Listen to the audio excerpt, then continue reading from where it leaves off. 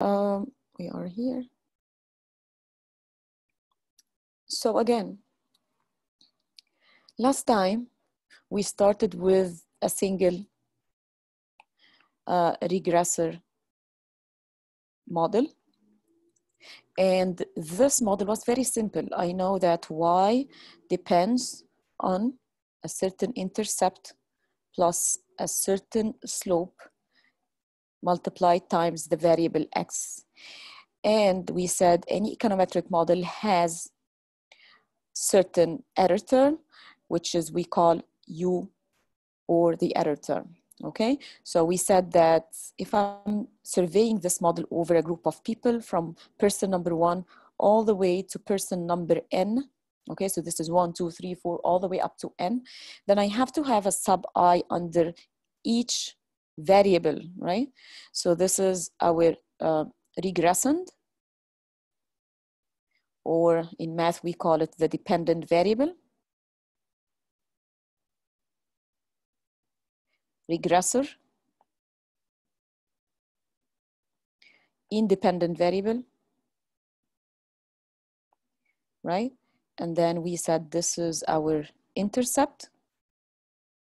This one is our slope, which is equal to the change in yi due to the change in xi. Okay, so this is the slope. This is our main interest, by the way. So this is our main focus. Okay, so whatever we're doing on all this estimation analysis, our main concern or our main focus is on this coefficient, which measures the impact of x on y. And then we said this one, which is ui, is our error term. Okay, and then we said that when we estimate this model, we get an estimated version where we have hats. So ui hat, beta hat node plus beta hat 1 xi, and then we don't have an error term here. So we call this one as the population regression line, unknown. Okay, so we call this as the population regression line, and in our model it's just a single regressor type, and this is our estimated version, estimated population regression line. The difference, you can call this one as number 1, equation 1, equation 2. So if you subtract equation 1 from your equation 2, where equation 1 is the main data set, is the data set of the population, and if you subtract it from number 2, which is the estimated population based on the sample collected. So if you subtract 1 from 2, you get yi minus the estimated model is the estimated amount of errors. Of course, this is the actual data or actual model. This is the estimated model. And you can think of the errors as mistakes. And I hope to minimize my mistakes as much as possible to bring them to 0. This would be the best, right? Because I might have it negative errors if the estimation is bigger than the actual, or I might have it opposite, I might have it positive. So whatever the case, whether it's positive or negative, I want to bring it to 0. Okay, and then we mentioned last time that we do it as a sum from I equal 1 to n of the square, and we call it the sum of the squared errors. And this is called sum of the squared mistakes, or sum of the squared residuals, or the sum of the squared errors. Whatever the name, different textbooks, they call it different names, but the idea is the same. We want to minimize this equation based on, or with respect to, I should say, with respect to the coefficients I have, beta naught and beta 1. So I want to get these two coefficients that minimizes this distance. We also said that in a single regressor model, we get these coefficients as beta hat naught and beta hat 1, and this one is equal to the average of y, right, minus beta hat 1 average of x. So if you're giving me a set of people and this is their earning, and this is their age, and I call this Y and I call this X, and I have information here, right, in dollars, because this is how much they earn, and I have their age right here. So if I get the average here, I'm gonna call this earn bar, which is the average, age bar, right, which is gonna be like just one number. So if I get earning bar here minus beta 1 age bar here, I can get the estimation of the intercept of this relationship. We also said last time, and I have it posted for you as my handwritten notes on how to derive these two coefficients. And for the beta 1, it was like more of multiple steps until we were able to reach this conclusion that beta 1 is simply equal to the covariance between Y and X over the variance of X. Or you can think of it, it's the covariance between age, earning and age divided by the variance of age. So if in just an introduction to statistics course, when you're given a data set in an Excel sheet, you can easily compute these two, because they depend on averages, covariances, and variances from a simple Excel sheet, okay?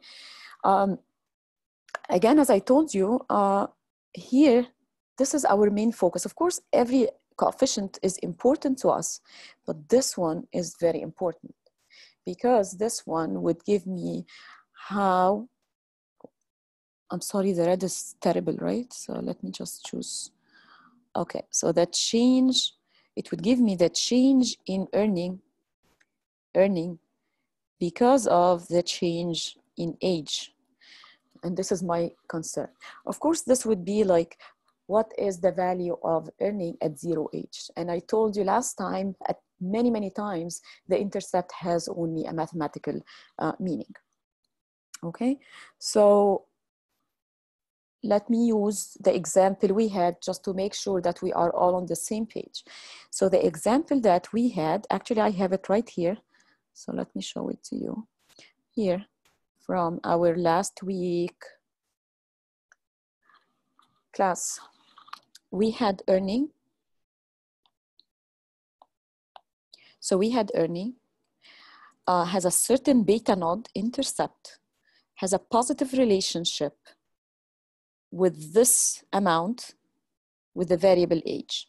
So I can say that beta hat 1, or I can call it beta hat age, it's just a notation, okay, is equal to the change in earning because of the change in age, and it's equal to 5.20. What does this 5.20 mean? So the 5.20 actually means that every time you start from the X, so it means for each additional unit increase in the X, the Y would increase by this amount. In other words, for each 1 unit increase in age, what is the unit of age? Is years, right? So the person gets older by 1 year. So the unit here that I'm talking about is years, okay? So for each 1 unit increase in the person's age, or you can say it as the person gets older by 1 year, the earning, this is positive, okay? Just want to make sure that we can see that. So the earning increases by, increases by 5.20 cents. $5.20. And this is the model that we have. Also, the intercept is telling us that if age is equal to 0, our intercept is equal to, or earning is equal to $239 approximately. Okay. We also discussed other things last time. So we also said, once I get my betas, beta 1 and beta node and beta 1, this is not enough. I have to make sure that repeating this experiment multiple times, I'm going to get numbers which are very, very close to my estimated numbers. Like my numbers are not coming by random chains, right? So it's based on a test, a statistical test, a hypothesis test, right? And I should be confident with high percent. Or in other words, I'm going to allow myself a confidence level of at least 90%, okay? So anytime you get a test, you have to have a null and an alternative. And we said my null is by default always, okay? By default, even in Stata and all statistical softwares, they set the default to be 0. So let's keep using our example. So my default is beta age is equal to the actual beta age of the population is equal to 0, okay? And this is like the long way of writing it. You can write it in a short way, which we're going to be using all the time during the semester. Is the shorter way, we're gonna say it like this. The expectation of beta age is equal to 0. And if I'm accepting this, then this one is telling me that age is insignificant, okay? Age is insignificant. So I have to perform the test, right? And of course I have the beta hat age is not equal to beta age, which is not equal to 0, okay? So you have to perform a test in order to be able to say, is it equal to 0, like has insignificant impact, or it has some statistical impact on age. So when we perform our test, we said we have multiple ways of performing tests. And in our, let me just have it like that so that you can read it in case you're writing after me.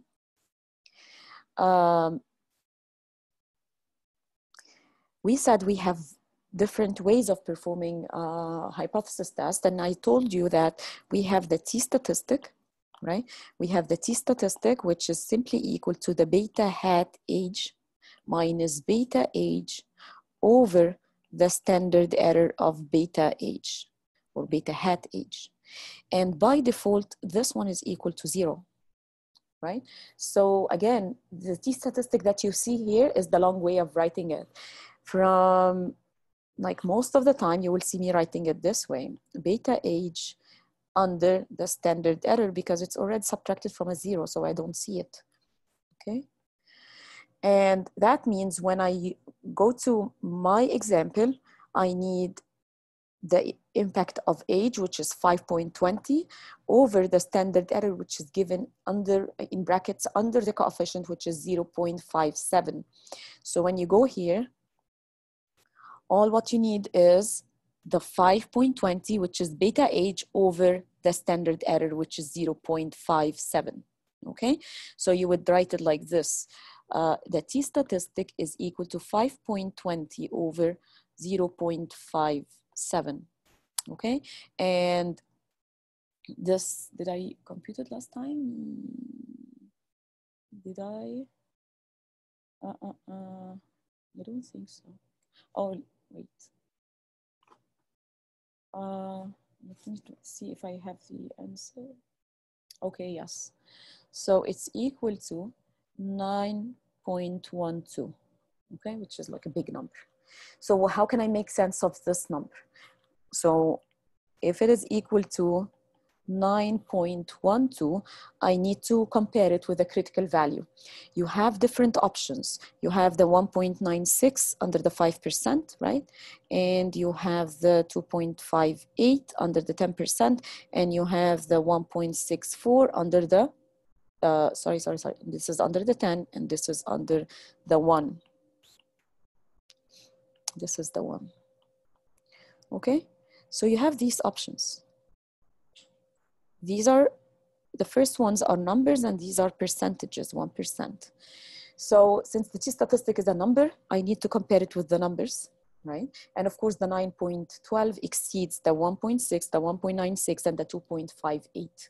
So you're done. All what you need to do is here, right? This is the rejection region. If I'm using the 5%, which is usually the default, 1.96, then the 9 is in the shaded region.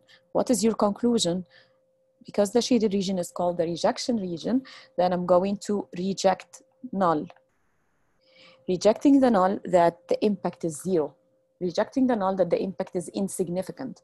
In other words, the impact is significant. Or you can say age has a significant impact or effect on earning.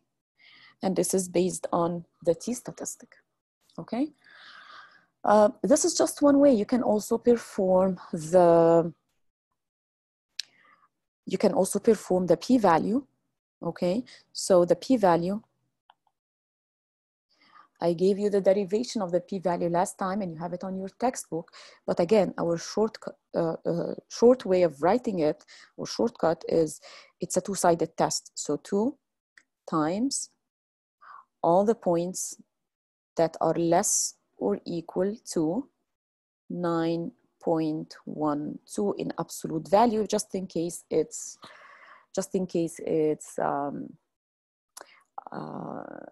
negative, okay? So you want to make sure that you're taking the absolute value.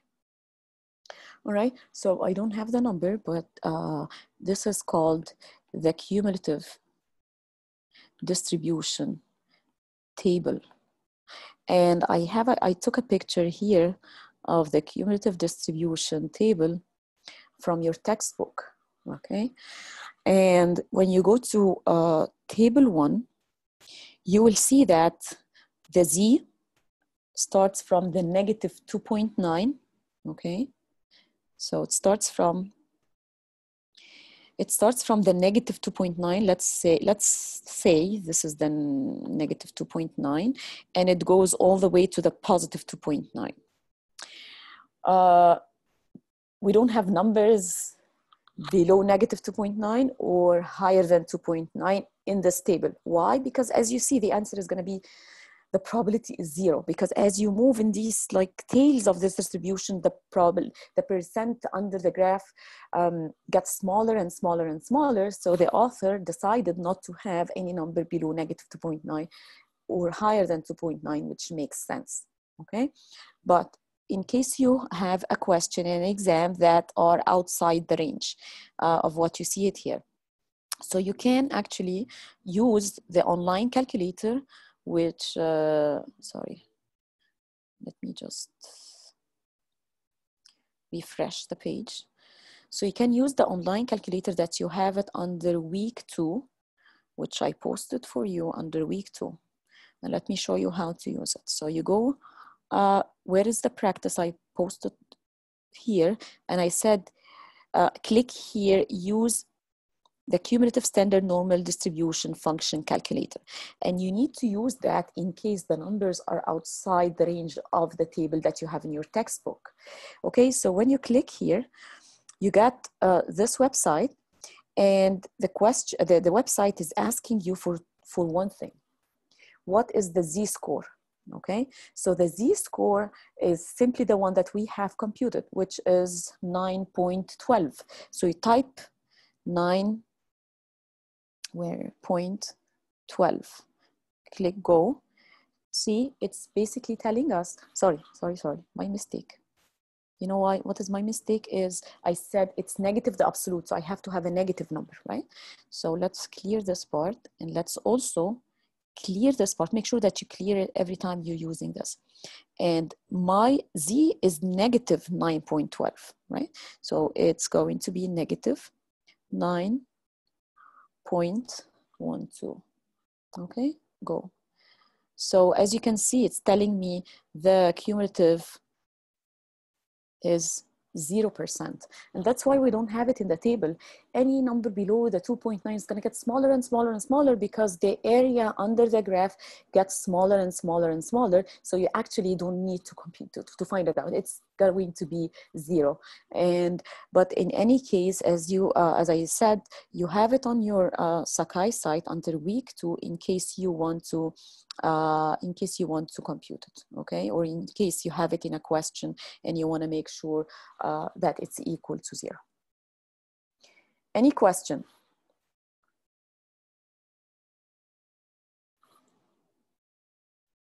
Any questions? Okay, so silence means acceptance. So I would say that you guys don't have any question. Okay.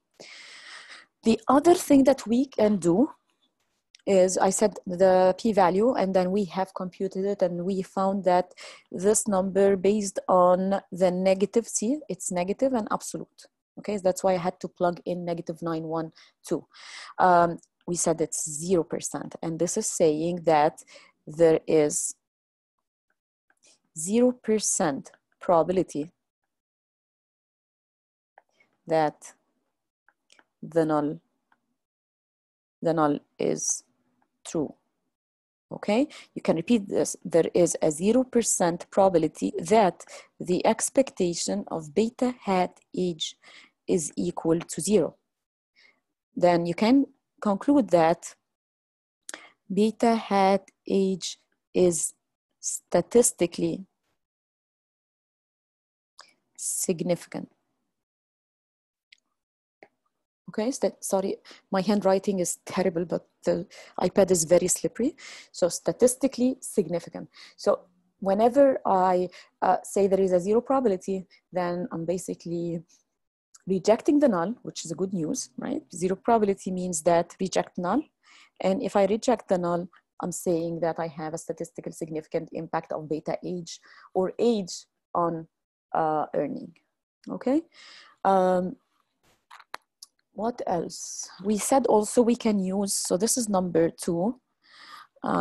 In terms of testing, this was number 1, t-statistic, number 2, p-value, number 3, the confidence interval. The confidence interval is I take my coefficient, beta age, I add and subtract the standard error of beta age, and I multiply it times the critical value. I'm going to write it as CV, the critical value.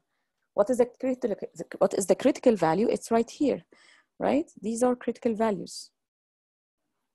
1.64, 1.96, 2.58. You choose whatever significance level you're going to perform your test on, and accordingly you choose your critical value.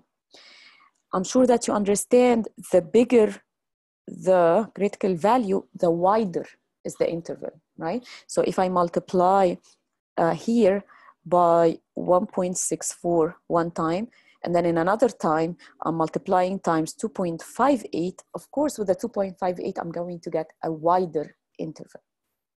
Okay, which one to choose? It all depends on if you are doing your assessment like an assignment or an exam.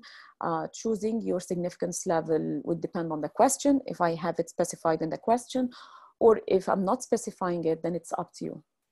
In real life, it's up to you, okay, to choose what is the level of confidence you need to have in your test. Okay, so whatever I have done so far is just like an overview of what we have covered so far last week.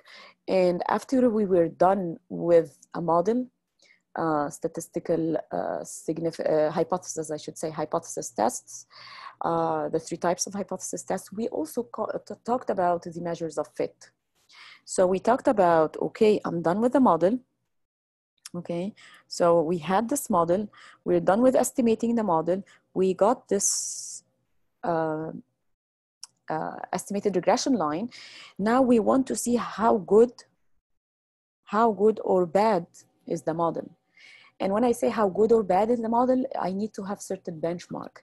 My benchmark is in terms of explanation. To what extent age explains the variations in earnings? Okay, so if you're listening to today's lecture and all, oh my God, what is this? Okay, all my lectures, I would suggest that you take notes, because many things I mention, I can write them down. So I advise you to have like notes as if you're staying in class, right? Take notes as I'm talking. Okay, so you have estimated this model, which we call the estimated regression line. Okay, which is, let me go back just to connect all the information. So this is the estimated regression line, the one that has the Y hat, or in this example, we call it earning hat. Okay. we need to see what is the extent of explanation of age to earning. Last time we talked about measures of fit, and we said that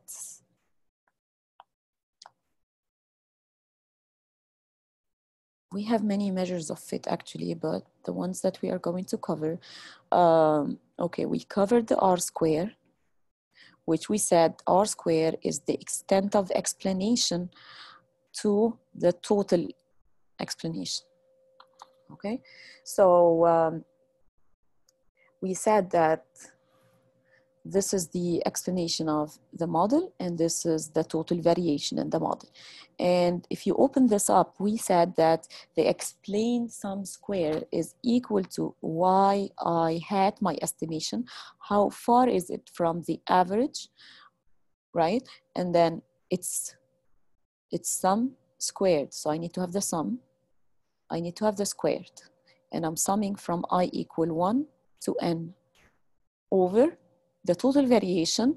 Total variation is my model, actual model, minus the average. Again, total sum squared. So it need to have sum and the squared over I to n. So this is how it's written. Okay, and again, if you're taking just introduction to statistics, not econometrics, and you have all these, you can just, like you have, when you have an Excel sheet, you can just compute the average and get like the deviations. We said that another way of writing it is 1 minus the sum of the squared errors over the total sum squared.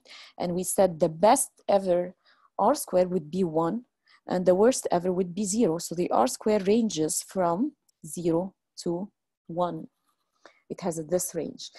If it is 1, then we're going to say age explains 100% of the variations in earning. If it is 0, then age explains 0 variations, which is very bad, right? It's the worst case. So when we go to our model here, we see this one as 0.05. You need to multiply times 100% when you're explaining it. And you say, okay, age explains only 5% of the variations in earning. In other words, this model does not explain 95%, which is huge. Does not explain 90, which is the majority of the model, is not explained.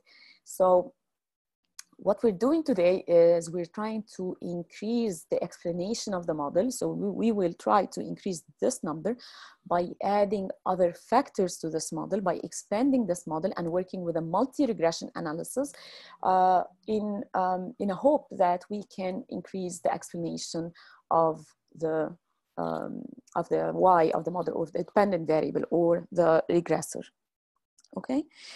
So this was just one of them. We also discussed the standard error of the regression, and we said it's the square root of the sum of the squared errors over n minus 2.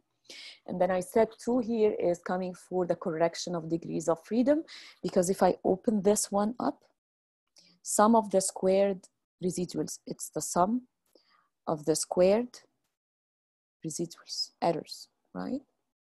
That's it. SSR is the same as the sum of the squared UI hat square. So why is it 2? If I open this one up, it's going to be the difference between my actual model minus my estimated model. And again, of course, it's squared because I have square here, and it's sum because I have the sum. If I open this one up, it's going to be beta hat naught plus beta hat 1 xi. So the 2 here stands for the coefficients that we are estimating. I'm estimating 2 coefficients, beta naught and beta 1. So I have to correct for degrees of freedom based on how many information I'm losing to compute this SER. The SER is more challenging than the R square because it doesn't have a benchmark, it doesn't have an interval. So every time I'm looking at let's say here, I'm looking at this number and I really don't know how to make sense out of this number, right? Because it doesn't have an interval from 0 to 1. or a critical value to compare with, or a significance level. So you just look at this number and you hope that this number is close to 0. Whenever you see this number is not close to 0, then it's not good, okay? It is more useful whenever I have two models that I'm comparing with. So let's say I have this 287 SER versus 280. Which one is better? Okay, the 280 is better, right? So it's usually SER used in terms of comparison between models. It's not as the SER like standalone comparison, like you don't have to compare it. And the other thing is, some people would take this number and compare it with the height of the regression. So the height, the intercept, is the standard error bigger than the height of the regression? Yes, that's not too much. Again, whatever you see here would be reflected here. If this is only 5% explanation, very bad model. This is 287 SER, still a bad model. Okay, so they do kind of complement each other. Okay, so we discussed 1 and 2. We also discussed 3, which is not root mean squared error, which is actually very, very similar to the SER, but I don't correct for degrees of freedom. So it's actually equal to SSR over N. That's it. So it's over the sample size. You don't have to correct for the degrees of freedom, and that's it. I want you to notice that if you have a large sample, then N minus 2 is not very different from N. So if I have a large sample, and by large sample, let's say I have 1,000. So if I'm dividing by 1,000, it's not going to be like huge difference if I divide by 998. So in large sample, it doesn't really matter which one I'm using, this one or this one, because they're going to give me very, very close results. Let's expand the model. And in expanding the model, when we say a multi-regression analysis,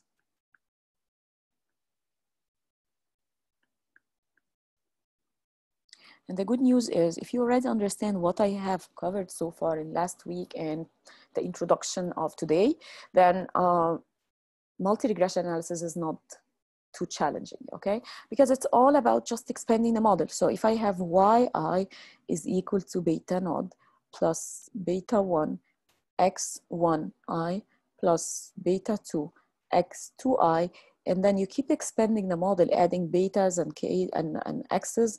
So beta k x ki plus again the error term. So my model, instead of stopping here where I had just age, I'm going to say, okay, what about education? What about experience? What about the gender? Okay. So I have so many other factors that I need to take into my consideration to increase the explanation of the model. It's not only about age, right? It's about so many other factors that needs to be included in this model. So a multi-regression is just adding multiple x's to estimate the model. It gets challenging in the estimators, right? So if I want to get the estimated version of this model, just add the hats and remove the error term. So beta 1 x1i plus beta hat 2 x2i plus beta hat k x ki, right? And this is again the population regression line, estimated population regression line. And again, it's the same thing. The difference between these two is going to give me the amount of estimated error. So we go back to the same analysis that we have done last week and in today's introduction. Okay, and again, we do the same sum squared, sum squared, minimization problem, and then I'm going to minimize or do a minimization problem of the sum of the squared residuals, which is this one, right? I'm just writing in a different way with respect to beta naught, beta 1, all the way up to beta k. So I want to minimize the sum of the squared mistakes of this model based on a set of coefficients, right? So it gets challenging in the computation of these coefficients because it's not just two coefficients. So if you go back here, when we had just two coefficients. Where is it? When we had, where? Did I might just had it? Okay, it's up here. Okay, so when we had just the two coefficients, this was the way of computing them. The intercept and one slope, and that's it, we're done, right? One is the average or the mean of y minus beta 1 mean of x, and the other one is the covariance between the dependent independent over the variance of the independent, and we're done. But now when it gets complicated with multi regressors, I'm sorry, when it gets complicated with multi-regressors, then we need to use metrics, okay? So the metrics that, of course, I'm not going to ask you to derive it using the matrix operations or anything, but I just want to show you how it looks like. So in a multi-regression analysis, I told you that you have y, I'm sorry, I hate using the red with the green background. I don't see it. Okay, so the y, I, as again, we said it's equal to beta naught plus beta 1 x1, I plus, keep going, beta 2, beta 3, and so on, plus beta k x ki plus the error term, okay? So you can write it actually in matrix form. And this matrix is gonna be, okay, the first model for person number 1, the second model is for person number 2, and then keep going, and this is for person number n, okay? So this is our first vector, okay? And it's equal to this huge matrix, and this huge matrix is going to have the first column is related to beta naught, the second column beta 1, the third is beta 2, the last is beta k, okay? And each and every coefficient is measured for each individual, okay? It's because I have n people. So it's gonna win for the first one, which is the intercept, we always write it as ones, okay? So it's just a vector of ones, and I want to add like the dots here because it's just should be matching the y, okay? So like here, and then until the very last person. And for this one, which is x11, then I'm going to have x1 for person 1, okay? I have x2 for person 1. Keep going. I have xk for person 1. And it's a big matrix. Next, I have x1 for person 2. I have x2 for person 2. I have xk for person 2, and then go like that. And then I have again x1 for person n. I have x2 for person n. Right? All these you should like fill it with other regressors. I mean, other regressors, and then I have xk for person n. Okay, so as you can see, it's like a huge matrix. And that's why we don't perform it by hand. It's easier to use Stata for that, but it's very important to show you how it looks like.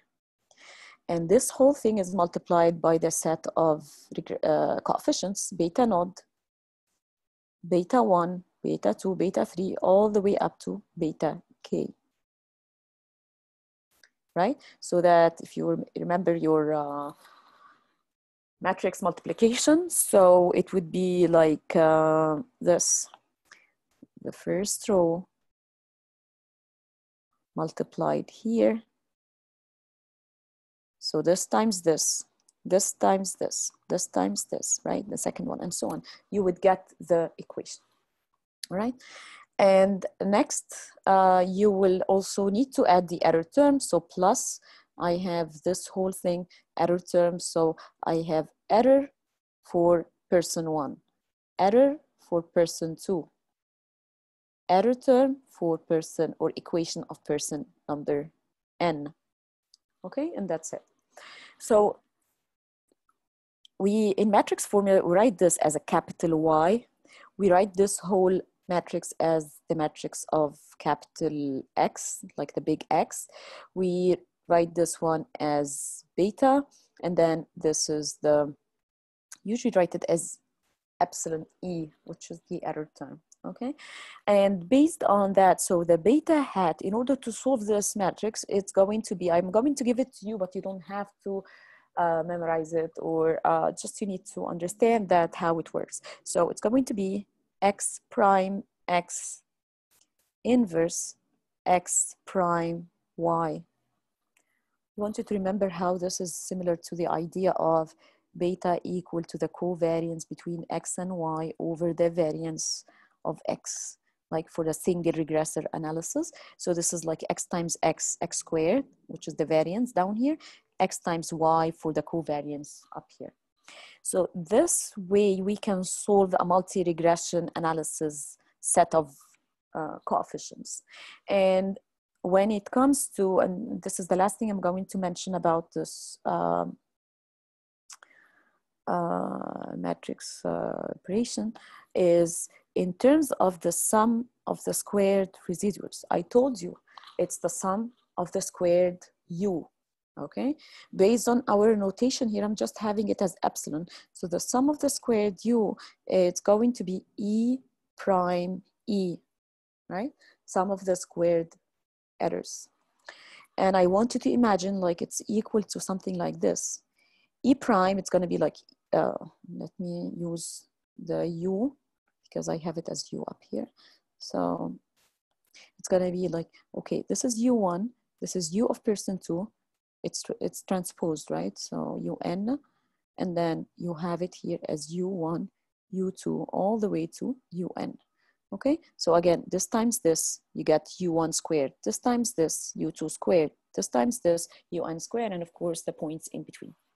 All right, so in multi-regression analysis, we do it, but it's based on a matrix operations. Again, you don't have, it gets like complicated. You don't have to, of course, memorize these matrix formulation, but you need to have it in your mind because this is how Stata works. So in a multi-regression analysis, again, I'm sorry, I keep going to, let me go back here. In a multi-regression analysis, again, when you get the estimated model, let's say model number 2, okay, which is this one. This is our estimated model, yi hat. We get like multiple coefficients that we need to analyze.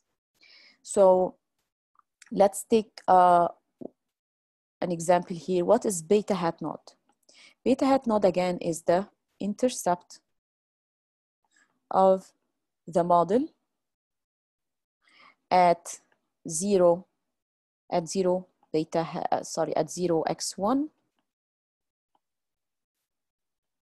right? At 0x1, at 0x2, at 0x3, x4, xk. So when all these variables are equal to 0, this is the intercept of the model. And it's the same definition that we already had when we were talking about the single regressor analysis. Okay. What about, let's take, of course, the interpretation of this one is the same as this one, is the same as this one, but let's take one of them. So what about beta 1? Beta hat 1 is the change in yi hat because of the change in x1 I. But I have to add an important statement, which is holding all other x's constant. Right? Because anytime I'm analyzing one factor, I have to hold this one constant, because I cannot mix all effects simultaneously at the same time. So whenever I'm analyzing one variable, I have to understand that I'm holding others constant. So we say holding all other x's. I'm writing it as x's so that to make your to make it easy for you to understand. But you can remove this x and say holding all other factors I have constant, a question, or you can say holding all other regressors constant. Okay, Othman, you had a question? Yeah. Why are you holding all the factors? I can't hear you. Can you hear me now? Yes. Why are you holding all the other factors constant? Like, what's the reasoning for that? Yeah. So as you can see it here, whenever you're setting this model, you're estimating this model, you try to break it out into the factors affecting it, right? Okay. So if I already have an effect here, which is attached to beta 1, then this one is a reflection of the effect of x1 purely, okay? It's not like absorbing the effect of x2. If I had this model like that, so let's see. Let me kind of rewrite this model like this. Okay, what about I have this model is equal to beta naught plus beta hat 1 x1i times x2i. In this case, beta 1 would be the effect of two factors together, right? The multiplication of two factors together. Here in the model that I have it as number 2, I don't have it that way. I have each one separately on its own in this model. Yes, I can see that. Yeah, so if it is multiplied, as we're gonna see like the type of, or a version of this model where we have multiplication like that, which we call it nonlinear model, we call it interaction type model. In these types of model, we cannot hold x2 constant when I'm talking about x1 because they are simultaneously affecting y through this coefficient, okay? Okay. So the way the model is set up, as you can see it, each one on its own has its own coefficient. So that means each coefficient is just analyzing or is just absorbing the effect of the x attached to it, right? And with no regard to other x's in the model.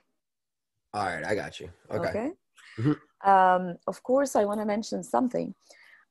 When I'm like explaining it, you feel like, okay, yes, I understand it now. But actually, it's not the case because it might be the case that beta 1 is absorbing the effect of other variables in the model, right? Let's say, let me tell you something. What about if x1 is age, right? And x2 is education. Of course, as you get older, usually education gets more, right?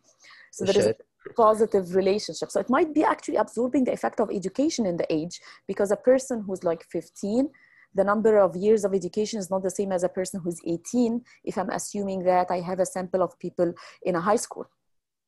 Right?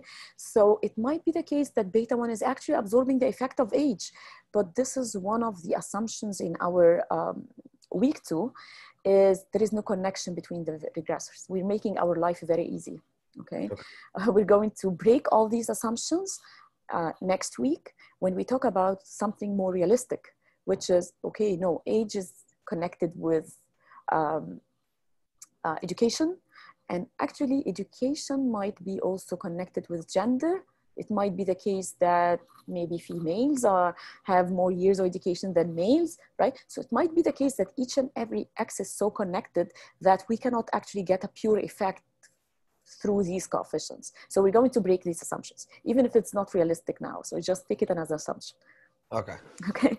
Right. All right. Thanks. No problem. So, okay, so beta 1 is, again, the way that we say it is I'm holding all other factors constant. Again, what about the rest? So the rest are just repetition of the same idea. So let me think about beta k, beta hat k. It's the effect on the estimated yi due to the change in xki, holding, again, just repeat, all other x's constant. I'm not going to write them again. Okay, you understand it now. So each and every variable is held constant. So let me go to our example. Where is our example? Okay, this one. Yes. So let's see question number 2. So in question number 2, it's the cost of attending college.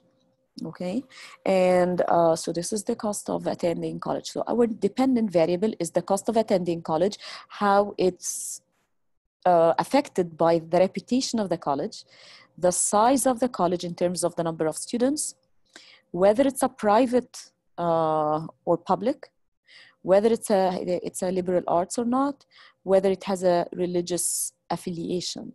And I'm just telling you these variables because I have seen this example before, but when you see an example or a question for the first time, you really need to read all the components, I mean, all the paragraphs right under that in terms of definition.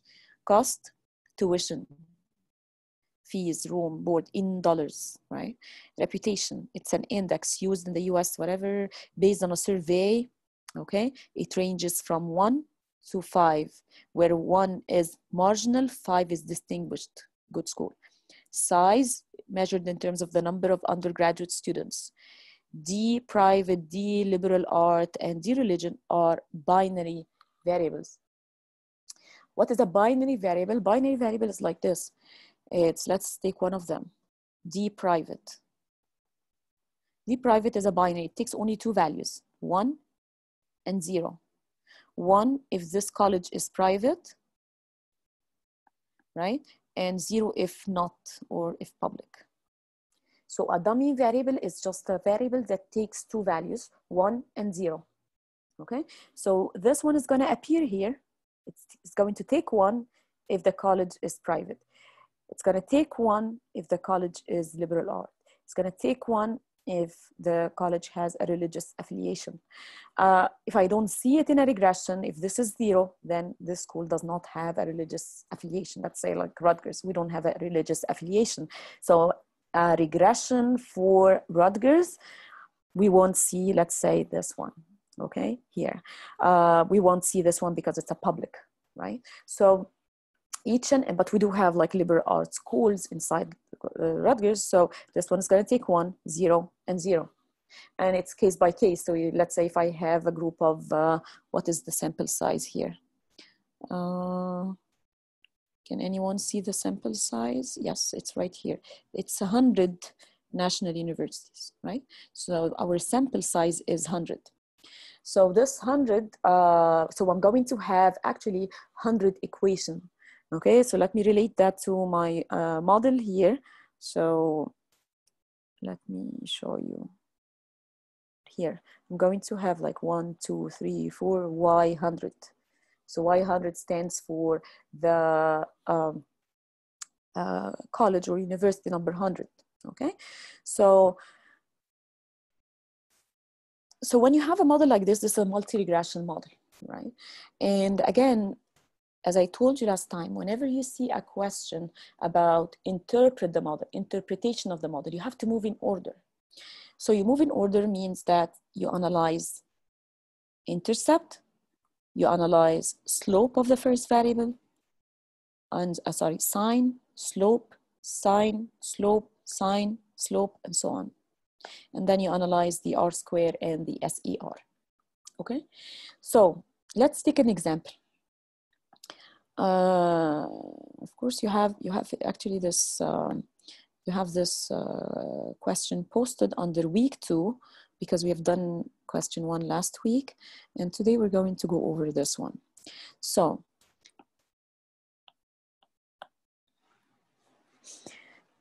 you need to indicate whether or not the coefficients are statistically different from 0. As you can see, the question here doesn't tell you to use t-statistic, p-value, confidence interval, it's just open, okay?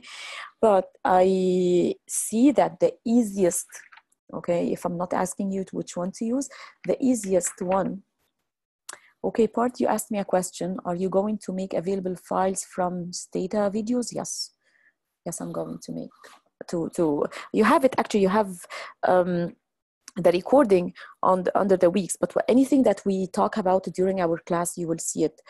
You will see the videos uploaded and shared with you.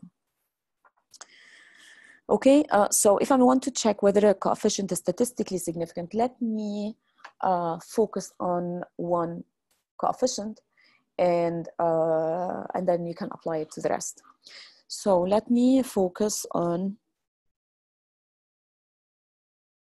the size coefficient, okay?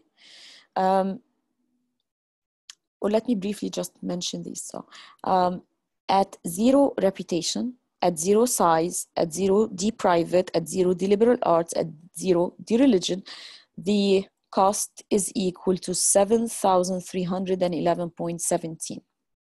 Okay, dollars. Okay, next, reputation has a positive impact on the cost of attending college.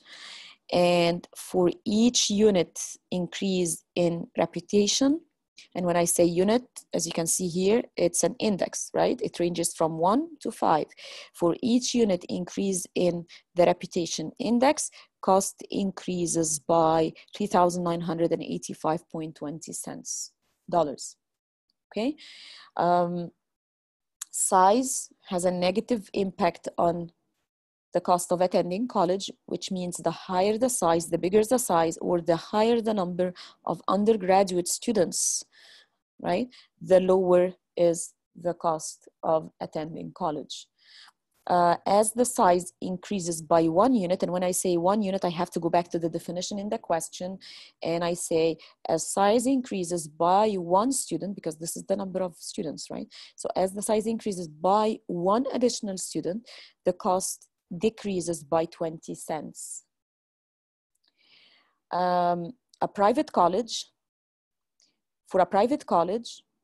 the cost increases by $8,406.79 on average. Okay. One thing that I forgot when I'm talking now is every time just add the word holding all other regressors constant. For a liberal arts college, the cost of attending college is below the sample average of about $416.38. If the college has a religious affiliation, the cost decreases by around $2,377. Again, holding all other factors constant. Okay, so whatever I have mentioned so far, I didn't say anything about statistical significance, right? It might be the case that all these, whatever I'm saying, is meaningless because the coefficient is insignificant. So I have to make sure that these coefficients are statistically meaningful, statistically important. So what I need to do is, let me clean this because I'm kind of a very messy when it gets to explaining. So let me just clean. What we need to do is we need to perform a statistical significance analysis using the T, P, or CI confidence interval. It's your choice, right? As long as the question doesn't ask you. So is it actually, let me just choose one of them, size. Is it actually true that size has a negative impact on cost? I see negative, but is it statistically important or not? So in order to answer this question, I need to perform a statistical significant test. And I'm going to use the T statistics. So I'm going to call it T of beta size, just a name. You can call it T, okay? So the T statistic is simply equal to the beta hat size minus beta size under the null over the standard error of beta hat size. And remember, in the back of your mind, remember, you have a null hypothesis that is saying that beta hat size is simply equal to beta size. I'm going to use the shortcut is equal to 0. So I'm hoping to get a low percent here. I hope to reject actually, because if I reject that, then this means that size has a statistical significant impact on cost, which makes sense. So what we have here is, okay, this one is 0. So you don't have to write it actually. So what you need to do is you take this number 0.20 over standard error, it's right here, 0.13. What you get is, I have the number, 1.538, okay? Is this statistically significant? Is it statistically important? You need to compare it with the critical values.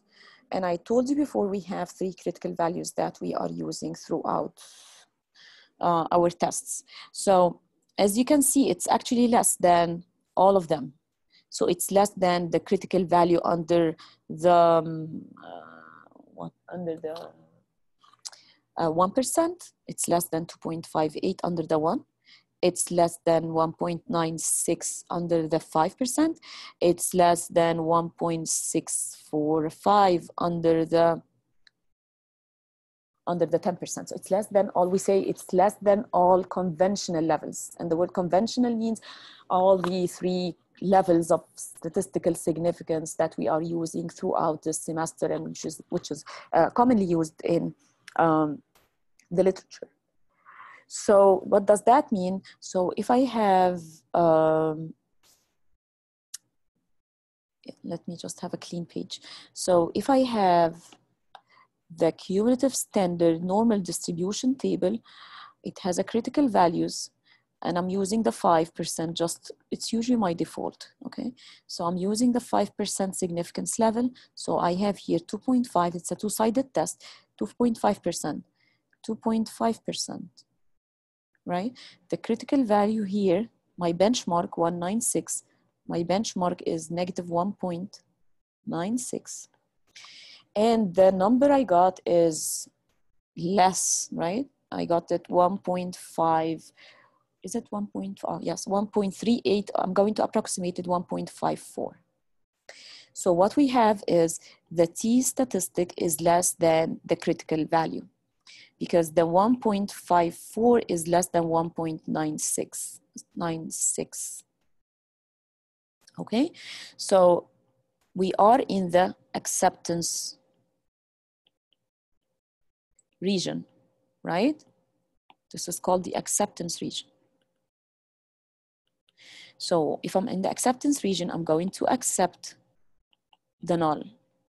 And the null that says that the expectation of beta hat age is actually close to 0, which is bad news, right?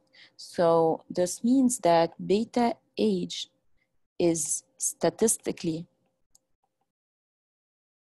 insignificant. Whatever I'm writing in this slide is very important, and that's why I had like a clean slide, because from my experience, students get so confused when it comes to the analysis of the test. So if I'm the acceptance region, I'm accepting the null. Okay, what is the null? The null is saying that this coefficient is very close to 0. And what does that mean? So if from here to here, students get confused. If I'm saying that I'm accepting the null, and this means that the coefficient is statistically insignificant, so you come to the final conclusion that why I'm saying age, and it's size, I'm sorry. Why I'm saying, you should guys stop me when you see me like a mistake here. I'm talking about size of college, right? So this is size, but you get the idea. Okay, so that means size has no statistical significant impact on cost of attending school. Does that have is this realistic? Of course, it's not realistic, right? Because we're sure that size has an important effect on cost. The question in the, on the practice is asking you what you're going to conclude. What if you find one of the coefficients, like I come back here, what if I come to a conclusion that size is statistically insignificant, has insignificant effect on cost? Do I just drop it from my model? The answer would be no. Like if I have a coefficient that I'm sure makes sense to me, that it's important to cost, let's say here, or the dependent variable in general, and it turns out to be statistically insignificant, should I just drop it? No, you can keep it, okay? And in a hope that you can enhance the model. Maybe whatever we are doing in week 1 and week 2 is not the best model to be used, right? Or it's not the best estimation, I should say. It's not the best estimation methodology for this model. So we can just keep it as long as it makes sense, and or it's coming from an econometric or an economic theory. Let's say demand and price. If the price statistically insignificantly affecting demand, it doesn't make sense to remove the price, because based on our micro theory, price is important. So just keep it and try to enhance the model, try to work with maybe different data, okay? Maybe different estimation methodology, because what we're doing so far is called ordinary least squares, OLS. This is like the introduction to econometrics. It might not be the best, it might be too simple for this model. It might be the case that I need a nonlinear model. It might be the case that I need log model, exponential model. It might be the case that I need interaction model. Like when I was answering Othman's question, I was like multiplying two variables together, which is called interaction model. Maybe I need an interaction model, right? But as long as the variable matching what makes sense to me in terms of what I understand from the real world, okay, what I see around me, or it's backed up by a theory, like microeconomic theory, macro, international trade, labor economics, something like that. Okay, so this answers, okay, so indicate whether, so number A, as you can see, number A indicate whether or not the coefficients are statistically different from zero. What I did for you only size, but you can repeat it for this, repeat here, here, here, each one, even the intercept. Okay, so you're going to perform a t-test for each and every coefficient. And just one simple correction. I'm just telling you accept, but just you fail, remember it, fail to reject. Fail to reject, okay? It's better than saying accept, because accept means that, okay, that's the best. It might not be the best. We're just based on our sample, we're failing to reject. Maybe I can change the sample and I can reject, okay? So the best way of mentioning it is failing to reject rather than accept. It's easier in our head to remember it as accept, I know, but the accurate way of saying it is fail to reject. The second question, after you're done with all the coefficients, you need to compute the p-value of the null hypothesis of size. So let's do that. So I have already computed the t of beta size, which is equal to approximately 1.54. So let's do the p-value. You know already that the p-value is one step after you get the t statistic, right? So let me do it here. So the p-value, it depends on whether you want to have a two-sided test or a one-sided test. Okay, so let me first do the two-sided test, and then I'm going to show you how we can do the one-sided test. Based on my null hypothesis, when I say equal or not equal, then I'm considering the left and the right under the graph. So it's a two-sided test. So the p-value, it's two sides times all the points which are less or equal to the negative absolute value of beta size. And the beta size, we found the beta size to be 1.54. So I need to find this number from the cumulative standard normal distribution table. And I told you this table that you have in your textbook goes from negative 2.9 all the way to positive 2.9. So you're confident that this number is going to be in your textbook. So let's go to the textbook and to the table. It's here. Okay, so I need negative 1.54. Where is it? Okay, so this is negative 1.5, and I need the 4, second decimal 4. Okay, so you go to all the way up to here, this number, 0.0618 or 6.18%, because you multiply it times 100. Remember, whatever you see here and there are numbers, which are numbers here, and whatever you see inside this whole table is the percentages under the graph. Okay, so the number that is matching our t is this number. So we go back and we write it down in the p.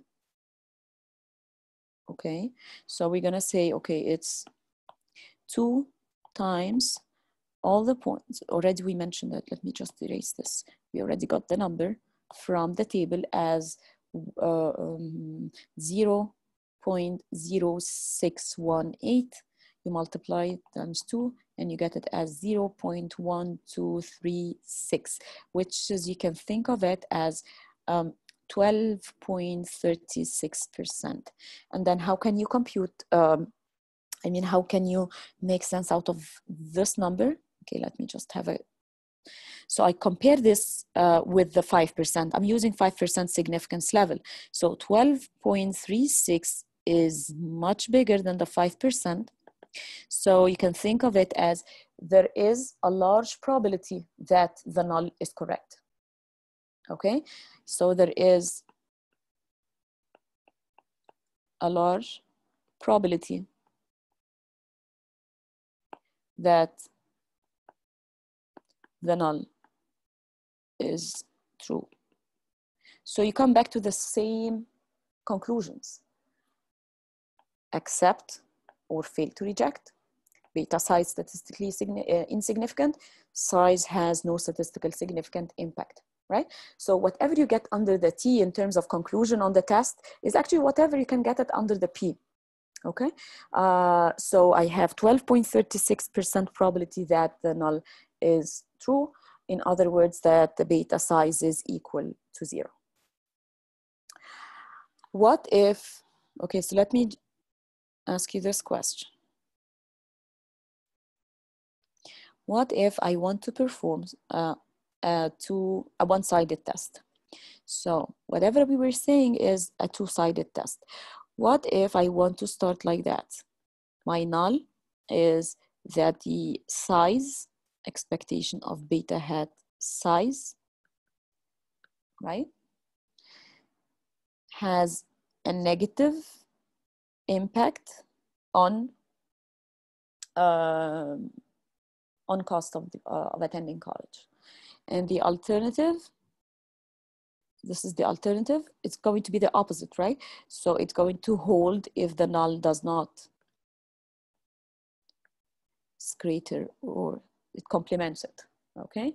So here, you're thinking that, wait, I'm going to just, yes. So here you're going to have a one-sided test, negative, and this is just the opposite part, okay? Can someone tell me what's going to be different in the t-statistic and what's going to be different in the p-value, and whether or not actually anything is going to differ? Anyone? So in terms of computing the t-statistic, is there any difference? Which is the beta size over, or the beta hat size over the standard error of beta hat size. So if I'm doing a one-sided test or a two-sided test, do you think the t-statistic is going to be different? Yes or no? Yes. Why do you think yes? Because you're calculating it from two different parts of the, I'm sorry, hold on, I'm just trying to walk over to sit down. Mm-hmm. You're calculating it from two different parts, so you're going to get two different answers. For the t-statistic? Yeah. So wait, so now let's say the question here, I'm asking you to compute the t-statistic for the variable size. And I didn't mention whether you need to have it as a two-sided test or a one-sided test. I'm leaving it for you. Some students would say, okay, I'm not sure whether size has a positive or negative impact on cost, so I'm not going to say it's one-sided test. I better be more general, say equal or not equal, like here, equal to 0 or not equal to 0. And this is, in this way, I'm going to allow it to be positive or negative. I'm not sure, it's not equal to 0, okay? The other option that you have is if you have something in mind, let's say I'm 100% sure that age has a positive impact on earning. So definitely when it comes to a question like that, I would say, okay, I'm going to be using a one-sided test because age has a positive impact on earning, okay? Now, but if it doesn't state that, then you kind of just leave it as like how you explained before, where it could be like equal to or unequal. Okay. Yeah, usually we use it like actually in Stata, the default is equal or unequal. Okay. Okay, but now I'm just giving you an additional step, which is, okay, what if you want to be more specific about your test? What if the question is asking you, like, let's say I'm asking you, perform a one-sided test, okay? So computing the t-statistic, when you see it here, like look at the formula, beta size minus beta over the standard error. Is there anything here that would be different when I talk about a one-sided test or a two-sided test? The beta size is the same, 0.20. The beta size is simply equal to 0 still, all right, under the null. The standard error is the same. So the t-statistic itself, there is no difference actually. Do you agree? Yeah, now that you explained it, I kind of understand it a little better. Yeah, I agree. I see. Yeah, when you actually look at the components, like when I ask you, do you think it's going to differ between one side and two side? The best way to think about it is look at the equation. All what I need is the 0.20 and the 0.13. 0.20 divided by 0.13, it's the same whether I'm talking about one side or the two-sided test. Mm-hmm. So when I go back here, so having a one-sided or a two-sided test, this is going to be the same way of computation. What about the p-value? Do you think it's going to be different?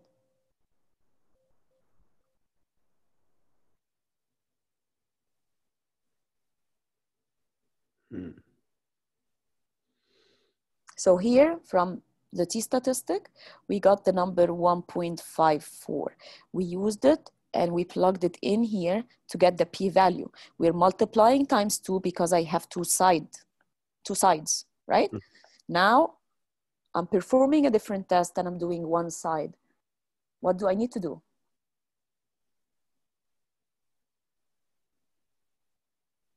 How the p-value is going to be different for a one-sided test? It's easy. It's an easy question. Someone has to answer. Well, because you're multiplying it by 2, it's going to be different. Exactly. So now one side, what do you need to do? Just remove the 2, right? Yes. So it's a one side. I don't need this, right? Mm-hmm. I don't need this.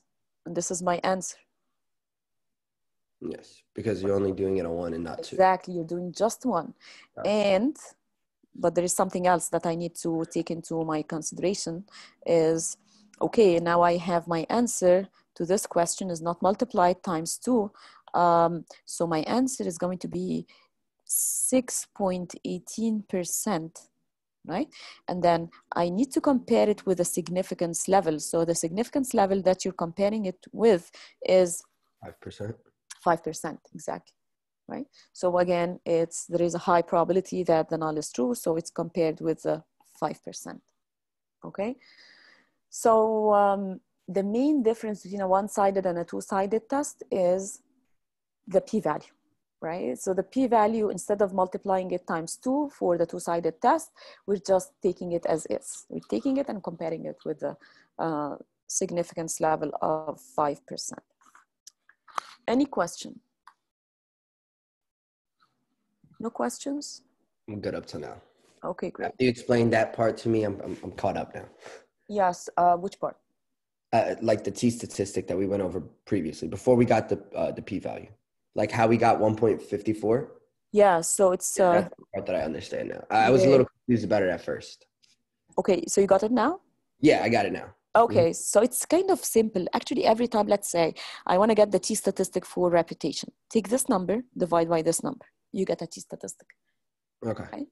And but you need to compare it with the critical value, which is the 196, the 2.58, the 1.645. And if you don't understand how to get these critical values, let me know. Any question about that? I'm good for that. Okay, good. All right, guys. So let me give you 5 minutes break. Okay.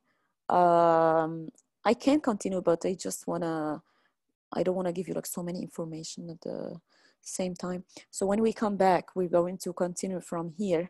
But in order to continue from here, I need to explain the F statistics. So when we come back, we will talk about the measures of fit for a multi-regression model. Again, R square, again, SER. So it's the same as we had it for a single regressor model, right? We had here sorry, we had here the R square and the SER. So we will talk about the measures of fit. We have exactly the same that we had it for a single regressor, R square, SER, root mean squared error, but we're going to add two more. One of them is the F statistic, okay? So now it's 2:01. I will be back at 2:06. All right.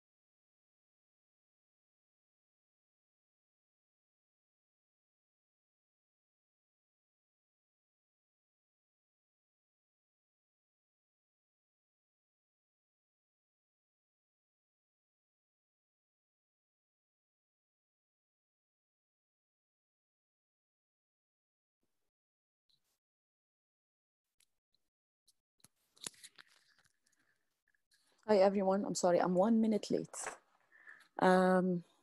Okay, so let's continue. Okay, so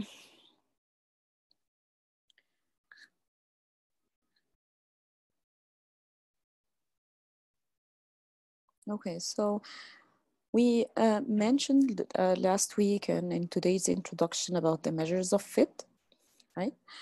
And let me actually go here, then I'll take an additional slide here.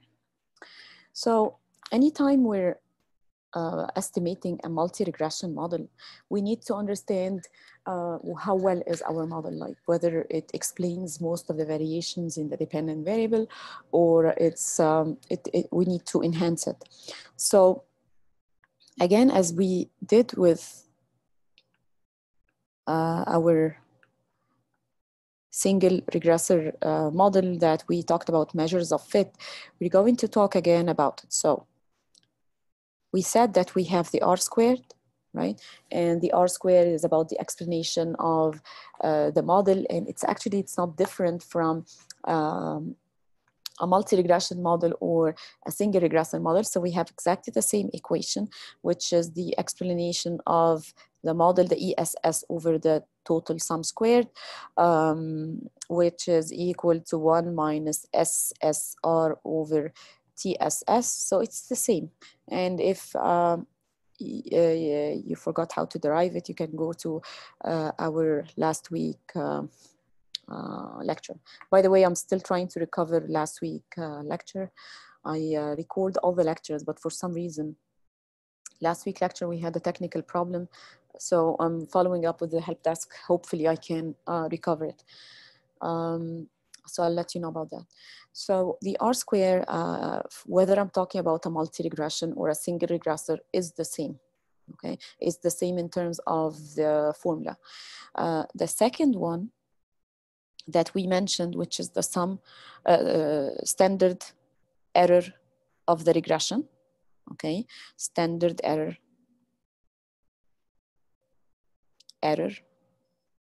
of the regression, right? We abbreviated SER, and we said it's equal to, so this was the abbreviation, so it's equal to the SSR, sum of the squared residuals, and I told you it was n minus 2 in the single regressor model, and we take the square root. And I told you why it's n minus 2. When I talk about it in terms of multi-regression, so remember here we're talking about the multi-regression, more than one x. It's going to be, instead of n minus 2, we're going to have more than one coefficient to be estimated. So it's going to be n minus k minus 1. And again, if you ask me why, so what is this SSR? SSR is the sum of the squared errors, right? I from 1 to n. That's it. So you can write it as the sum of UI squared, or you can write it as SSR. Okay, it's the same. And again, it's estimated. So when you open this up, it's the sum of yi minus yi hat squared. Okay, when you open this one in a multi-regression analysis, it's equal to beta hat node plus beta hat 1 x1 I, and then you keep growing all the x's, right? Like the example we had, like the size of the school, liberal arts or private or reputation and so on. So we have multi-regressors, okay? And then beta hat, the last one, k x k I. So when you try to count how many coefficients to be estimated, we have 1, 2, 3, 4, 5, 6, all the way up to k. So we have k coefficients to be estimated. And there is 1. Do you know what the 1 stands for? Anyone? Why we're subtracting 1?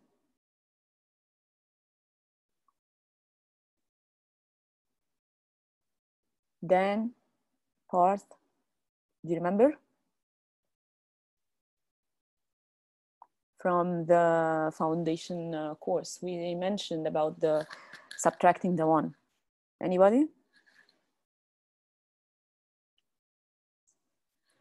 So you have the K stands for K betas, and then the 1 for the intercept.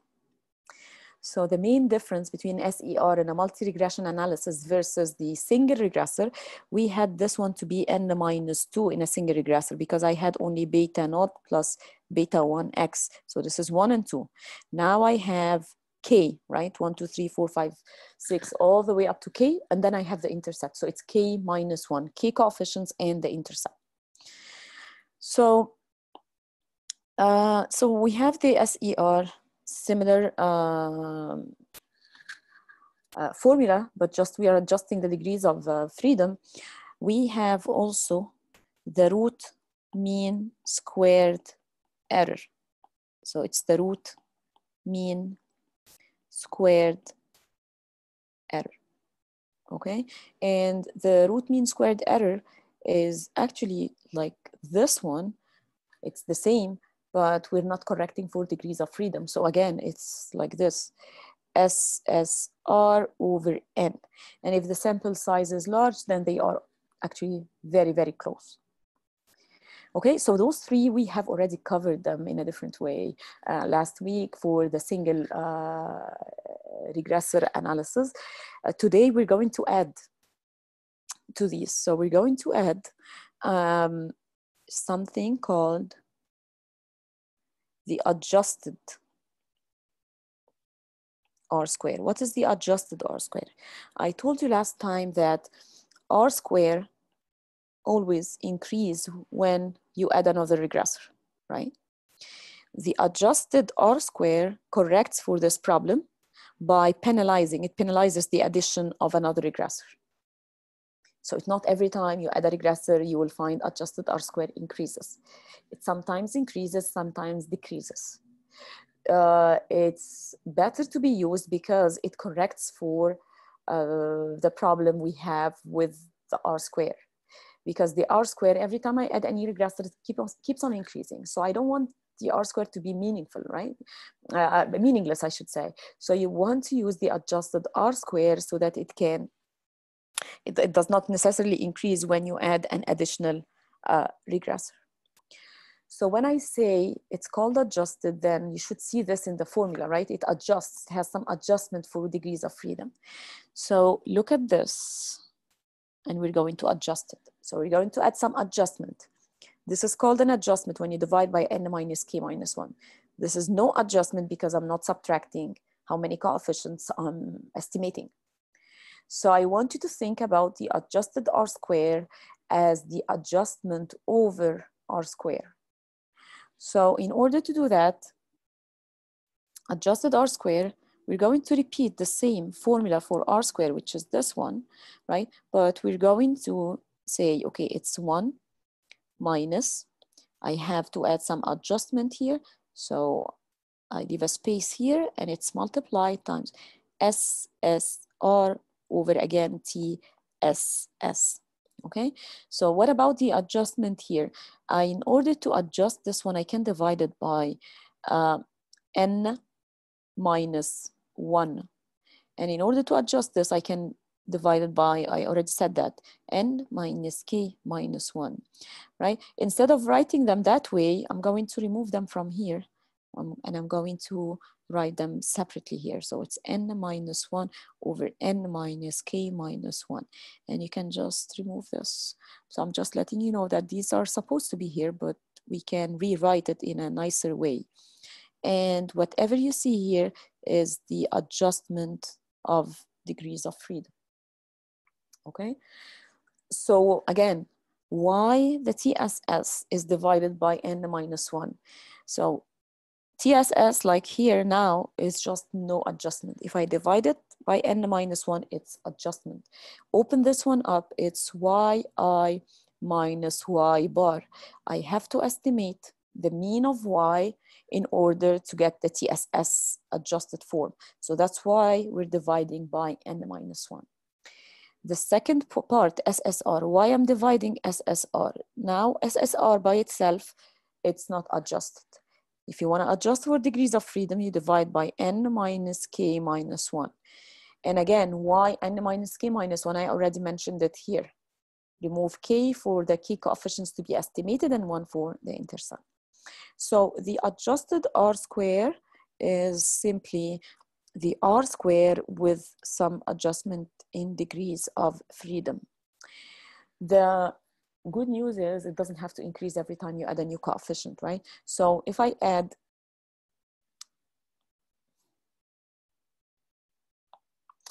adding an additional coefficient or variable, what happens to R square? So there are two effects. There is a positive effect and there is a negative effect. A positive and a negative. So if I add a new regressor, you know already that every time you add a new regressor, this SSR decreases. The amount of error, the amount that is allocated to other factors decreases, right? So, which is good news because you want actually the amount of error to decreases. So the positive or the good news is that a decrease or a reduction in SSR. The bad news is this k, because I would keep counting additional coefficients, this k would increase. So the k increases. And it's bad because when k increases, this means that the adjusted, I'm going to write it as ADJ, R squared decreases. And this one implies that the adjusted R squared increases. So as you can see, if it increases is a positive effect, good news, right? It decreases is bad news or a negative effect. So as you can see, every time you're adding a new coefficient, it doesn't have to be the case that the R square, I mean the adjusted R square increases. When you go here to the R square based on its formula, every time you add a new regressor, the SSR decreases and R square increases mathematically, right? Because this decreases, has a negative sign, the R square increases. So that's why every time you add a new regressor, the R square increases. Doesn't have to be the case for the adjusted R square because the adjusted R square has two effects, a positive effect that makes it increase and a negative effect that makes it decrease. And then the both are going to, or the final effect is going to be determined on which force is stronger. Okay, so one thing I want to mention is if I have, again, a large sample size. If I have a large sample size, let's say I have a sample of 7,000, I have a sample of 1,000, any big number. In our textbook, a big sample size implies 30 observations or more, okay? And all the time we're working with more than 30, definitely. So if I have a large sample size, then really the correction does not make a big difference. Sorry, the correction does not make a big difference, right? Because this part, if I have a large sample, it's not like going to be like a huge difference between R square and the adjusted R square. So you won't see it, okay? Few things to note is about the R square or the adjusted R square. Is, and it's important, is if I have high R square or adjusted R square. So it means that the regressor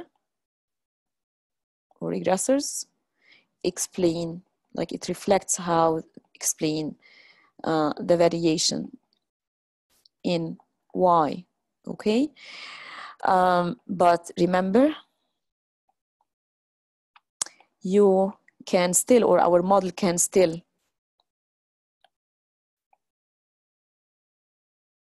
so our model can still have some econometric issues, right? So our model can still have omitted variables, like I might be forgetting an important variable that I forgot, like an important variable that I forgot to add to the model. I might have insignificant coefficient. So a high R-square or a high adjusted R-square does not mean that the coefficients are statistically significant, right? You can still have insignificant coefficients.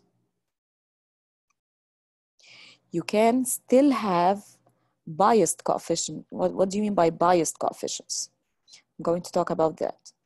So biased coefficients means that, let me go back here to our,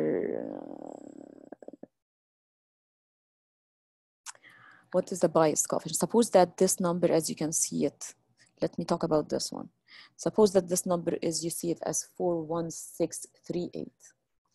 Suppose that the actual number is 420, okay? So this number is approximately 416. And this is the beta hat, D liberal arts, okay? Suppose that the B actual is 420. So this means that there is a gap between these two, okay? And this gap is about 4 points. So in this situation, I would say, okay, beta hat is biased because it's not equal to the truth. It's away from the truth. It might be 416 the best, right? I cannot get the 420 out of my sample of the 100 national universities. I might need to expand my sample to maybe 500 or 300 or 200, double it at least. And maybe I would be able to get closer to the truth, closer to the 420, okay? So a biased coefficient is the distance between my estimated coefficient and the number actually computed in the population, or the number actually known in the population. And this is under the assumption that it's known. Okay, so an example would be like, let's say you want to know how much you would earn after you graduate from an economics department with a major in economics, let's say. So you Google search and you find that students you graduated from an economics department with an economics degree would get, for example, around 45,000 on their first job. Okay, this is just an example. So this would be your population number. You would go ahead and you collect data from a survey on students graduated with economics degree, and you ask them. And after you ask them, you want actually to compare, okay, this is the 45K that I got from Google. I would consider this the actual or the true data. And I'm going to compare it with the survey data. And the students told me that they got 42K for a sample of 100 students. So this coefficient is biased, right? Because it's away from the truth by 3 points or 3K. Okay, so the results that you get for the R-square does not mean that you have unbiased does not mean that you have a biased coefficient, right? It doesn't give you this information. It would just tell you all about one word, explanation of the model, okay? It also doesn't tell you whether you have other econometric problems. And these other econometric problems, we will cover them in details in the coming weeks, okay? So all, like the main job of R-square is about the explanation of the model. It's just gonna tell you, it explains the model with this amount, 90%, 50%, 5%, as we have it on our example, and that's it. Let's go to another measure, which is, I consider it very important, and which you have it on your practice question number 2. Which is, okay, let me just take here, which is F statistic. What is the F statistic? So what if I want to perform a test for more than one coefficient? So I want you to think of the F statistic as similar to the idea of a T statistic, but on more than one coefficient. So you know that the T statistic had a null hypothesis like this: whether the expectation of beta hat, let's say 1, is equal to 0, right? And the alternative was whether the expectation and this is a two-sided test, beta hat 1 or beta hat 2, whatever, is not equal to 0. So this is a two-sided test, and we used it to perform our t-statistic, p-value, and so on. What if I want to test two coefficients simultaneously, their impact together? Okay, so it's not only about size, but I also want to check size with whether the college is a liberal arts or not together, okay? Or whether I want to check size of college with religious affiliation together. So in this situation, I'm going to adjust the test and call it F test. So this one would be like adding other coefficients. Expectation of beta hat 2, and you can actually expand it as much as you like, right? Expectation, it's a multi-regressor model, so you can go all the way up to a big model where you have k regressors. And the idea is still the same, whether they equal each other and they are all equal to 0. And whether this one is not equal to beta hat 2, right?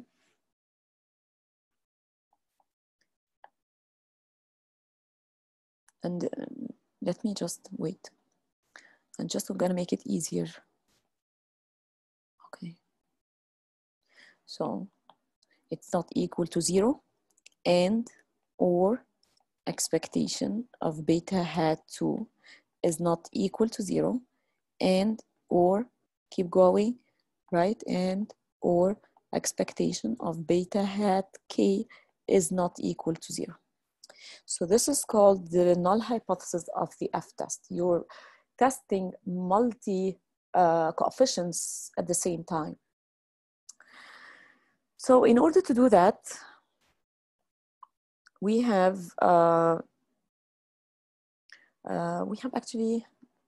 different F statistics. So let me choose one that is based on what you have learned so far, because we keep adjusting it depending on, okay. So if I'm doing the F statistic on all the model, right? All the x's in the model, all the coefficients in the model, or let me just be more specific, all the betas of the model.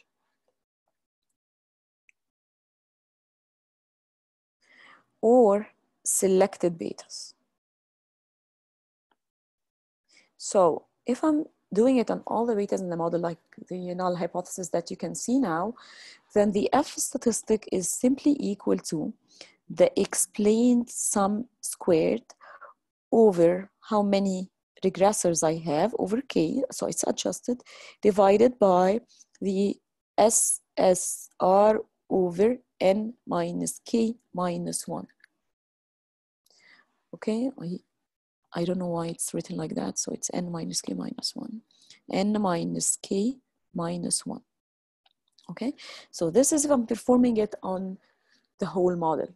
Okay, and you can actually write it in a nicer way. So I want you to think about, this is explained sum squared. Just remember it, it's the sum of the distance between yi hat minus y bar squared. Okay, and what about this one? It's the sum of the error term hat squared, which is equal to the sum of yi minus yi hat squared from I equal 1 to n. Right? So, and again, I'm not going to adjust why is it k, why is it right, so you already understand it by now. You can actually write it as it's when you divide a total over a sample size, it's the mean. So we can call it the mean squared explained, mean squared explained, because it's explained. So it's just the mean of the explanation of the model divided by the mean squared residuals. Mean squared residuals or errors. Okay, so this is the F statistic for the whole model. And when you do estimate a model on Stata, this is like, it's going to be given to you. You don't have to estimate, you don't have to do anything. It's going to be like in the output of the model, as I'm going to show you later. Okay, what about if I want to do it on selected betas? Okay, so if I want to do it on selected betas, then I'm going to go back here and I'm going to adjust. What if I just want to do it on the first two betas? I don't want to do it on the whole thing, right? As I said, the whole model is already by default computed in the output of Stata. So this one would be like this. Okay, so if I want to do it on selected betas, let's say, for example, beta 1 and beta 2, and I really don't care about the rest. Remember, your model is big, right? yi is equal to beta naught plus beta 1 x1, right? And then you keep going, plus beta k x k I here and I here. This is already an I here. Okay, so this is your model. So what if you really don't care about all the keys, you just want to have it for beta 1 and beta 2, that's it. So if I want to do it on selected regressors, then we're going to compute something called restricted and unrestricted. What is a restricted model? A restricted model is the model where I set all the rest zeros. I don't want to see it. Okay.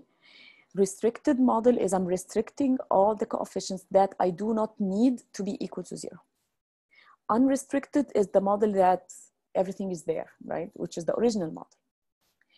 So we get a new formula for the F stat for a subset of coefficients, some selected regressors, right? Or some selected coefficients. So the F statistic would be F is equal to the R square unrestricted minus, I'm gonna write it as R-E-S-T, but it's unrestricted. The model as is, the R square of the model I have originally. And the R square restricted, where I'm restricting the coefficients I don't need to be 0. So I'm minimizing the model. I'm going to give you an example, right? Divided by 1 minus R square unrestricted. And in the F statistic, we are always adjusting for degrees of freedom. So here I have Q. Q here stands for the coefficients restricted. So number of restrictions.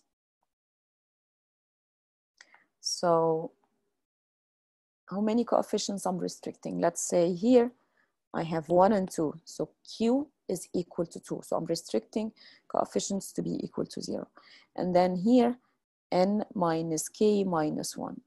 And this F statistic has a distribution from the F table, then the F distribution table that has Q, number of restrictions, degrees of freedom, N minus K minus 1 for the denominator. Numerator, degrees of freedom, denominator, degrees of freedom. So if I'm only testing the statistical significance of 3 coefficients together simultaneously, then Q is equal to 3. And this part is going to be your sample size, how many coefficients you have in your model, minus 1 for the intercept. One thing to mention is N minus K minus 1 in a large sample is approximated as being infinity. So when you go to the table of the F table and try to get the critical value, you actually look at the row where it says infinity, because if the sample is large, we usually approximate it to infinity. So I'm going to, I'm sure that this kind of sounds complicated, but let me give you an example.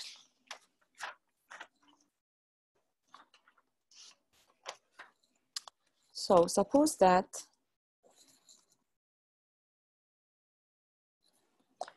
we have a demand. I'm going to take the idea of a demand for college and give you a similar, okay, so let me show you this, an example. So the demand for college is equal to 370 intercept minus 1.1, the cost of college in dollars. It has a standard error. Remember, everything that is in brackets right under the coefficient is the standard error of the coefficient. Minus 1.5 distance, how far you live away from college, has a negative impact on your demand for college, assuming that you don't live on campus, 0.5. Plus 0.97, the rank of the school has a positive impact on your demand, of course, and this is 0.37. And assume this model has an R square of 0.468, so 46.8% of the variations in the demand for college is explained by cost, distance, and rank. Okay, so this one is telling us 46.8% of the variations in the demand for college is explained by 1, 2, 3. Okay, so you see the R square now, and you look back here, we said I need an R square restricted and R square unrestricted. The unrestricted is the original R square of the main model. So I didn't do anything, right? I didn't restrict any coefficient to be equal to 0. So we call this one unrestricted. Okay, next, suppose that you want to perform a test, a joint test, in which you want to test the simultaneous impact of cost and rank on the demand for college, and we say they are equal to 0. Just notice that I have a different way of writing. The null hypothesis doesn't matter. You can write it as had, expectation, right? It doesn't matter. So let me write it the way I explained it so that you don't get confused, but just you can write it as I'm writing it now. So the null hypothesis, it's the expectation of beta cost is equal to the expectation of beta rank is equal to 0. And the alternative is that this one is not equal to 0 and or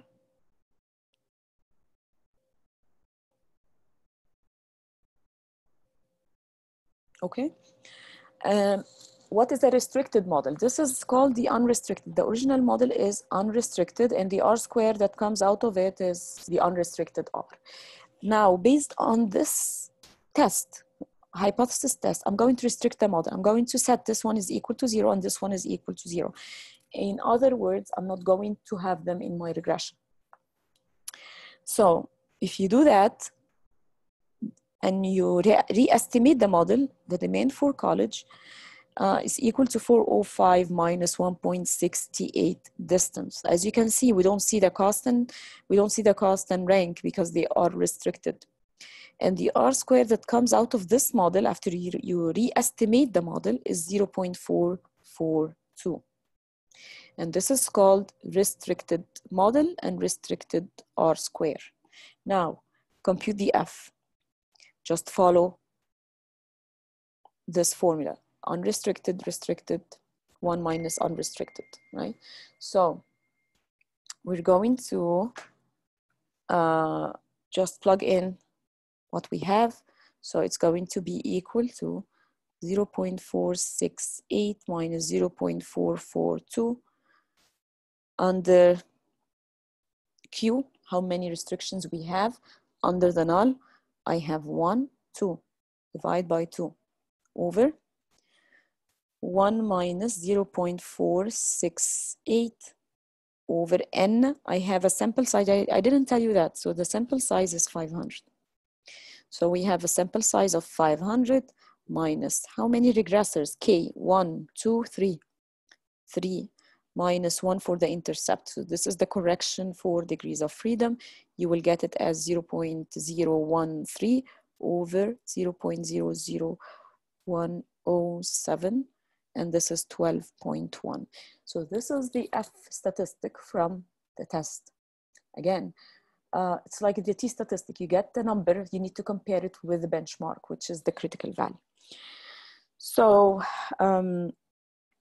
you need to set your significance level before you move to the table, right?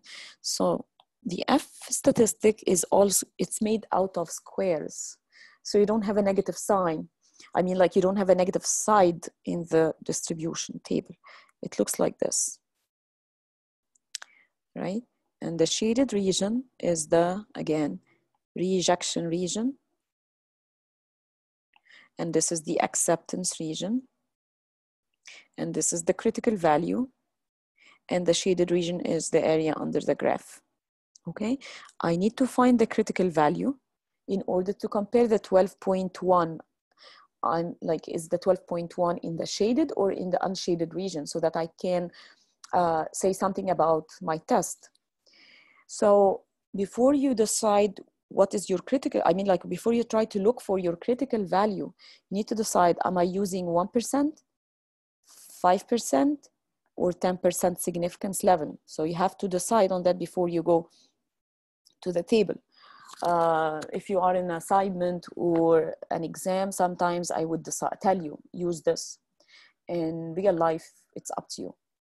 So let's use the default, because actually in your table, and I mean in your textbook, you have 3 pages and each page is for a different significance level.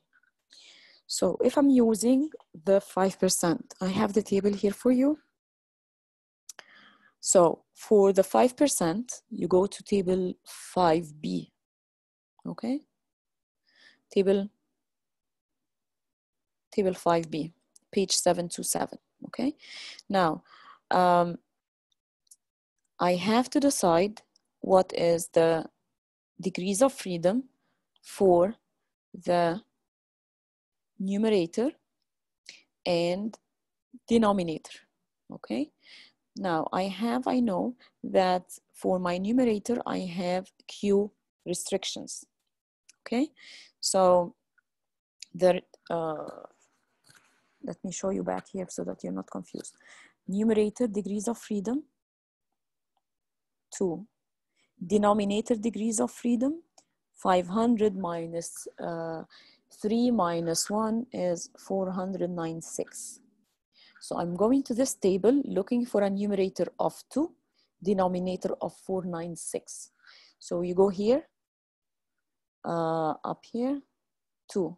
I need this column right here. I need this column, 2, for the numerator. Now, denominator, can you find 496 in this table? Of course not, because this table ends at 120. And that's why I told you we're going to be using the infinity sign. Infinity, that stands for a sample that is larger than 120, we can approximate. So that means our critical value is 3.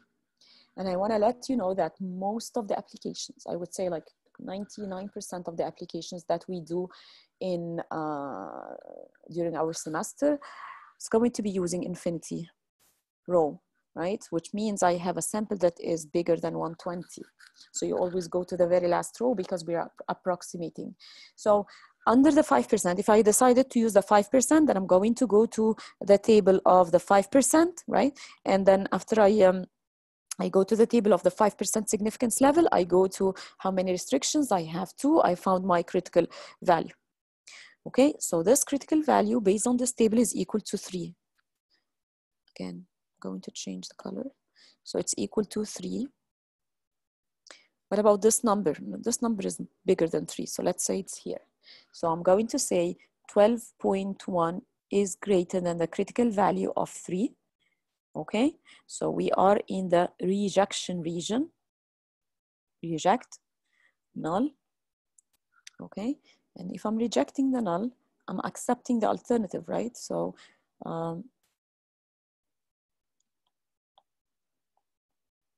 you accept the alternative. And what the alternative is saying, this is the alternative, that beta hat cost and beta hat rank, right? One of them is not equal to 0. One of them has a statistical significant impact. So accept the alternative that you see it here. I'm not going to rewrite it. You have it here. And the main conclusion is cost and rank are jointly, and this is important, jointly statistically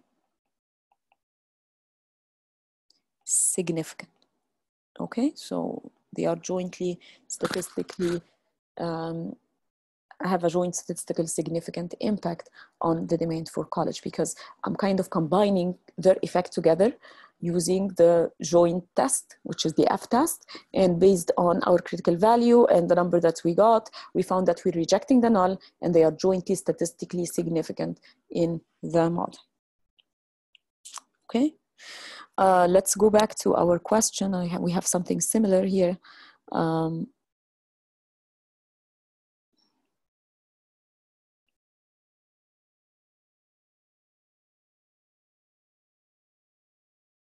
You want to test, so number C, you want to test simultaneously the effect of beta size and beta liberal arts. So you have two things that you want to test simultaneously, right? So just cleaning my mess. So in order to do that, we're doing, again, an F test. And then the F test is done jointly on these two coefficients. How many restrictions we have? Can someone tell me how many restrictions?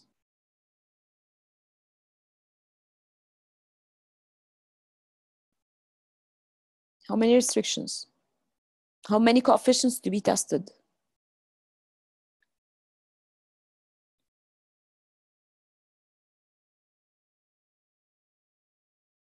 What is the Q? How many restrictions?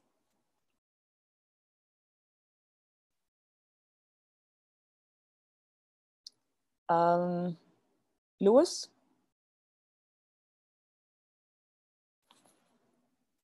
I'm sorry, what was the question? So I'm saying how many coefficients to be tested under the null? 2. Exactly. So again, Q is equal to 2, right? And the question is giving you an F test of 1.3. So it's already computed for you in the question. Do you think that beta size and beta liberal arts are statistically significant?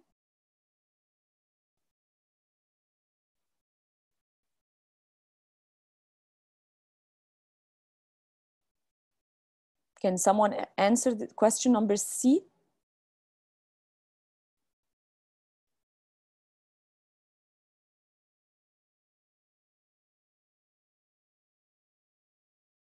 How about Parth?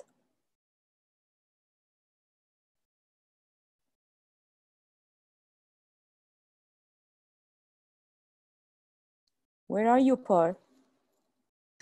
Yeah, just a second. Okay. You want C or? Yes, so in C. Regarding the null hypothesis? Yes, so we got in our hypothesis that beta size and beta liberal arts are equal to 0. The question is giving you already the F statistic. You don't have to compute it, right? They computed for us already, you know, the F statistic that we just computed, like similar one, like this, they have computed for us. So the question is already giving you the F statistic. Like we computed it, remember, in our example, 12.1.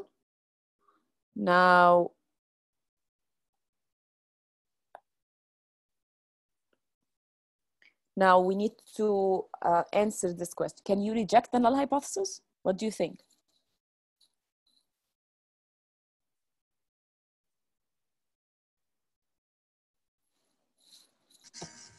I don't think so. What is the critical value? 5%? What is the critical value that you base your answer on?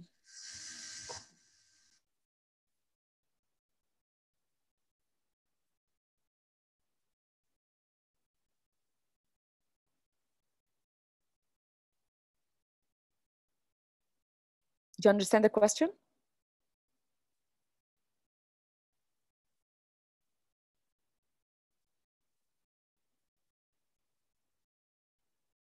Hello.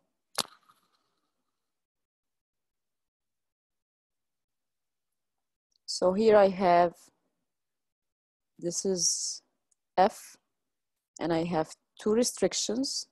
This is the numerator, and this is the denominator, infinity, degrees of freedom. So we go to the table again, F to infinity, it's gonna be like 3.00. So what we need to do is 1.23 is smaller than 3.00. Okay, so when I have the F statistic, it's like, again, one-sided. It's all made of squares, so it's only positive, right? And this number right here is 3, which is my critical value. The 1.23 is here, right? 1.23. So do you think you reject or accept or fail to reject? What is your answer to this question? How about Dan? Or Part, if you have an answer, let me know. I think fail to reject because it's not in the under 3. Exactly, yes. So if this is like here, fail to reject because you're not in the rejection region. And then what is your, like, it's not asked directly in this question. So if you fail to reject, what does that mean about the size and liberal arts effect?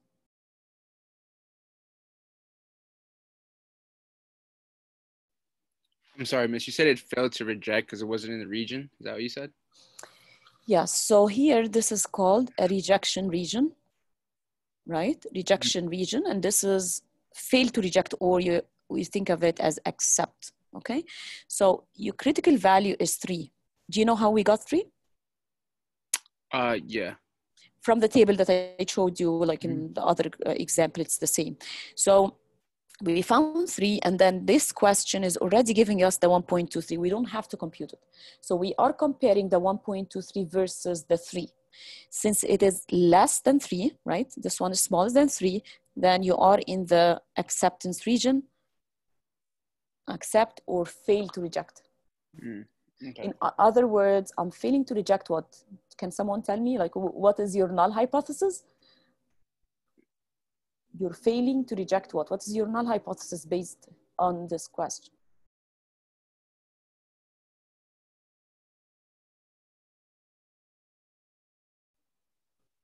Just read number C. It's written in front of you, number C.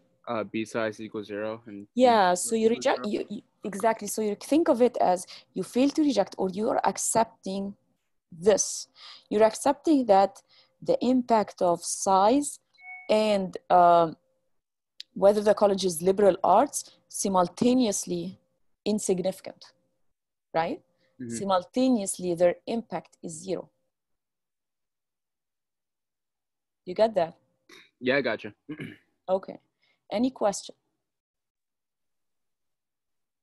The main difference between this example, I mean, like this question, and the one that I just did now, is this one is much easier because it's giving for us the F statistic already computed. The one that I did, I have 2 models. One we got from which the R square restricted and the R square unrestricted, and we used them to compute the F. Okay, but usually most of the time I would just give you the F and ask you to interpret the result. Okay, so when you come to a conclusion where 2 variables are statistically insignificant, so you might think that, okay, what about I re-estimate the model, okay, and remove them from the regression, like if they are both simultaneously insignificant. So how about if we can, as you can see in number D, how about if we can eliminate the size and D, which is the dummy for liberal arts, from the regression. So when you remove them, you got a new regressor, a new regression. Then you start thinking about, okay, which one is better? Is it this one or this one? I can see that the, I can see that the R square is almost the same. There is no huge difference. I see that this one is smaller than this one. So it might be the case that this model is slightly better. I still need to enhance it, but it's slightly better, okay? Okay, so let's continue. So the F statistic is used for joint statistical significance. I showed you how to get the number from the table, and I told you that all the time we're working with a sample size that is, and this is very important because most of students get confused. All the time we're looking at the very last row, which is the infinity, because our sample size is bigger than the numbers here. If it is smaller, like if it is 120, if it is 90, then you know what to do, right? You get 30 versus 1, this is your critical value, and so on. Okay, this is about the measures of fit. So the measures of fit are used in order to test the statistical significance of the model: R square, adjusted R square, SER, root mean squared error, and the P value. Okay, so let me see what I want to do. We have two things that we can do. I can show you Stata. So let me show you Stata, and then I'll continue with other things. So I'm going to share with you my computer. As I mentioned at the beginning of today's class, that you have the practice questions of Stata. If I have time during our class, I would stop and ask you to do it so that I'm sure that you don't have any question. It's non-graded, as I said at the beginning of the class. And then I'll be like here. If you have any question while working, then you can, we can do it, but I'm not sure whether we have time to do it today. So we will see. Okay, so I'll be sharing with you my screen.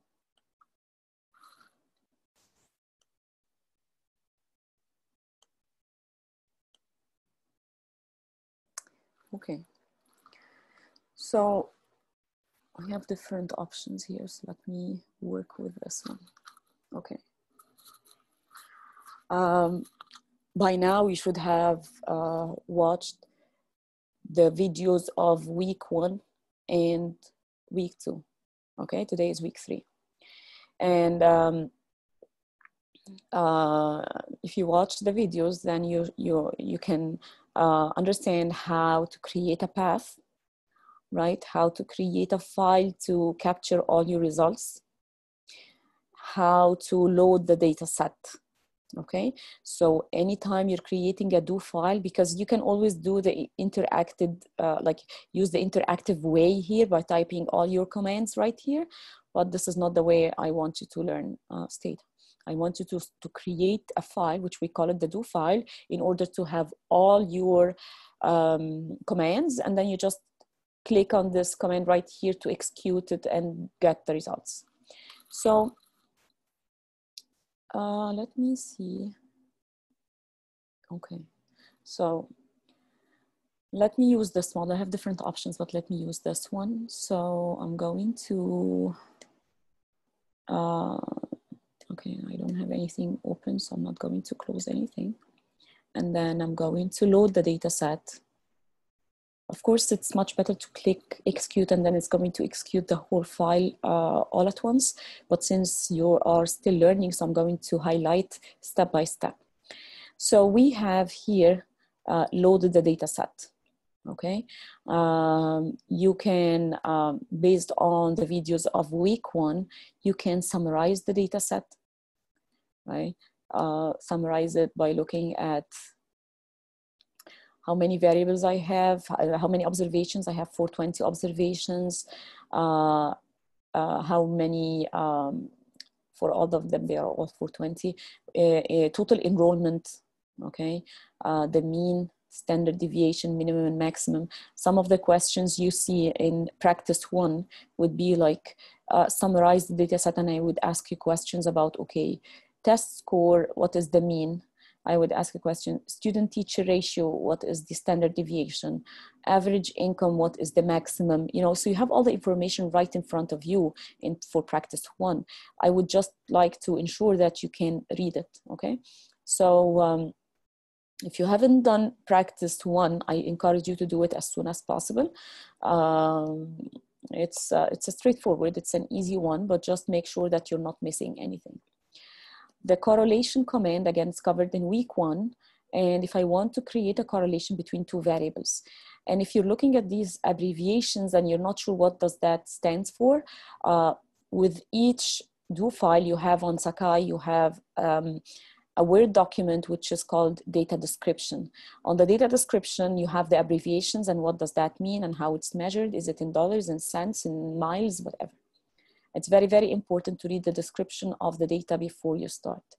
And this one is just showing us a correlation between the total enrollment in a school versus the number of computers per student. And as you can tell, the number of computers per student is negatively correlated by the total enrollment. Like the higher the enrollment in a school, the lower is the number of computers per student, and it makes sense, right? So you can't like have every student in class when the size increases. Size of students increases, like it's not easy to have a computer per student. It's kind of costly. So what you have in green here, anytime you're typing like a star at the beginning of any sentence, then it's not going to be executed by Stata. These are like some answers to or some observations about correlations and the number of observations, the minimum, the maximum, and so on. If let's say you're working in an assignment and you want to ask me a question or you want to write me a note, you can always like type a star and then type whatever message you want to tell me, okay, in case you have a question, let's say. All I mean is that anytime you have a star, it means that it's not going to be executed by Stata. Okay, now let's start the OLS. As you can see, this is a multi-regression analysis. So test score as a function of, so this is your Y, as a function of student-teacher ratio, the percentage of students learning English, number of computers per student, okay, and enrollment or total enrollment, all right? This is a multi-regression model. If I stop here, like if I stop here, let's say here, this is just a model with 1x, okay? And as you can see, this is a single regressor model. This is what we had last week. And I told you last week that this is the beta. So this one is telling me that for each additional student, this is student-teacher ratio, for each additional student per teacher, the test score drops because it's negative by 2.20, let's say 2.28 approximately points. It's very important to know what's the unit of measurement, right? For the dependent variable so that you can use it in the interpretation of the model. If I'm asking you whether student-teacher ratio has a statistical significant impact on test score, can someone tell me, like based on the T or the P or the confidence interval? We have 3 ways are reported here. What about the T statistic? Is it statistically significant? So let's ask Dan, what do you think?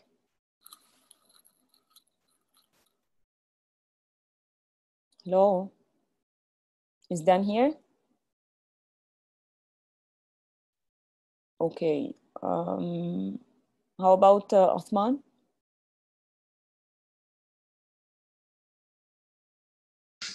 I'm still trying to solve it. You don't need to solve anything. You just look at the T statistic based on whatever number you see, which is the negative 4.75. Do you think it's statistically significant? Like based on, let's say, based on the 5%? Yes. Why? Because it's less than the 5%. No, wait. The T statistic is not percentages. The T statistic is a number. So anytime you're comparing the T statistic, you need to compare it with the number, which is called the critical value. Okay? So what is the critical value under the 5%?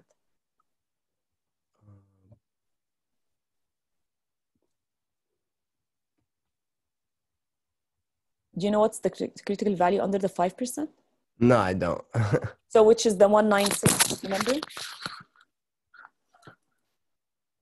coefficients, the 1.96. Oh, from the early, yes. From what I explained before and from the Yes, table. yes. So this number in absolute terms is greater, or even without absolute terms, it's less than negative 1.96. Yes. So it's in the rejection, it's in the tails of the distribution, whether from the left or the right, it's in the tails, right? Okay. So it's in the rejection region. So you're rejecting the null, right? Do you understand up to here? Yes. So when you reject the null, what the null is saying that the expectation of the coefficient of student-teacher ratio is equal to 0. However, we're rejecting that. In other words, if I'm rejecting, which is good news, then this coefficient is statistically significant.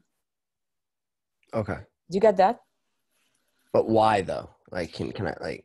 Yes. So, all right. So let me go back to sharing my But iPad. why is it also a good thing that you are rejecting the null instead of? Because it depends on what is your null hypothesis, right? So let me show So in you. this case specifically, it's a good thing. Actually, it's not only this case, because the default is, like the default in Stata, every time is that this coefficient is equal to 0. It's meaningless, okay? So let's see. So the coefficient, so let's see, let me just use. So student-teacher ratio was equal to, based on the results I have on Stata, 698.93 minus 2.279 STR. Okay, let me use its second decimal approximation just to be 8. Okay, STR. What is your null? Your null hypothesis is like what the expectation of beta hat STR is equal to 0. The alternative is that the expectation of beta hat STR is not equal to 0. Okay. So if you accept this one, means that it doesn't have an effect. It's insignificant. So this one is insignificant. This one means that significant effect, because it's different from 0. It could be positive, it could be negative. Okay. Right? And this, like, when you ask me, is it for this specific case, I'm saying that because we know that student-teacher ratio should have a significant effect, right? Then I hope to reject this. Okay. So how can I reject or accept? So this is the cumulative standard distribution graph. I have critical values here, 1.96, negative 1.96. And I want you to make sure that you understand how we got this. Okay? Because this is from the table. Mm-hmm. The number that we have on in the output of Stata, it's telling us that T statistic of beta hat STR is equal to negative 4.75. So it's somewhere here in the rejection. So the tails of the distribution are the rejection region. Okay. So based on that, you are both tails, like front and back. Exactly. Okay. So you can actually take the absolute value and say, okay, 4.75 is here, or the negative is here, so it doesn't matter. Okay. So you're basically in the rejection region, so you reject null. And this is good news for you, because you're actually, you were like 100% sure that student-teacher ratio affect the test score. The number of students in class, the higher the number of students in class, the lower is the test score, like the less is the attention of the teacher per student, and you would expect a lower test score on average. So you're rejecting the null, and you're saying that beta hat STR is significant. Do you get that? Yeah, I understand it. Okay. All right. So any question before I move back to the Stata? Any question? Up until now, nah, I'm good. Just got to write this down. If you just give me 1 sec. Sure. And I want you guys to understand for next time, because like I felt like some of you don't understand how to get the critical value. So I want you to read from chapter, I think it's chapter 2. No, sorry, it's chapter 3 of your textbook, how to find critical values from table 1. Because we need critical values in order to be able to use it as a benchmark for our test. Okay. Okay. All right. So you're done? Yeah, I wrote it. Okay. And anyways, I hope that towards the end of this class, today's class, it's recorded, because last time I had issues. So I hope that you will be able to get It says it's recording right now, so I think it should be. Yeah, the thing is, last time it was also saying recording, but I did a mistake where I saved it on my computer instead of the cloud. And then after I was done, it said you don't have a space on your computer. So it couldn't Story save. of my life. Yeah, so it couldn't save. Then I'm trying to, I do have the file, but I can't open it on my computer. So I sent it to the help desk. Hopefully they have replied. So I'm going to check their email and hopefully I can recover. Okay.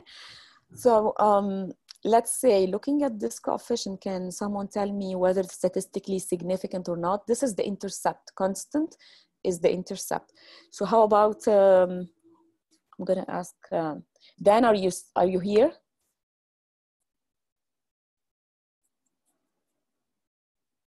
Guys, where are you? You're here finally? I called you like a few minutes ago. I couldn't find my mic. Okay. So what do you think about the intercept of this model? The constant, do you think it's statistically significant under the 5%? Talking about the t-scored? The t statistic, yeah. Yeah.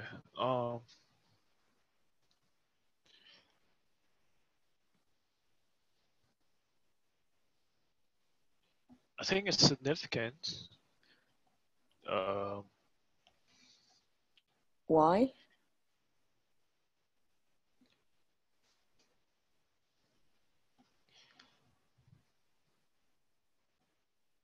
What is your benchmark?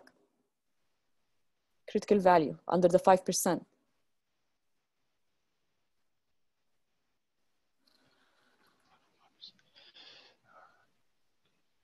It's the 1.96, right? Yes, exactly. So it's every time, guys, like every time I'm saying 5%, then it's always 196. So when I look here, this one in absolute terms, or even in like without absolute terms, it's less than the negative 196. It's greater than 196. So both of these are statistically significant. Okay. What about the p-value? You can actually read it in a different way. There is a 0% probability that the null is true. There is a 0% probability that student-teacher ratio, or the coefficient of student-teacher ratio, is equal to 0.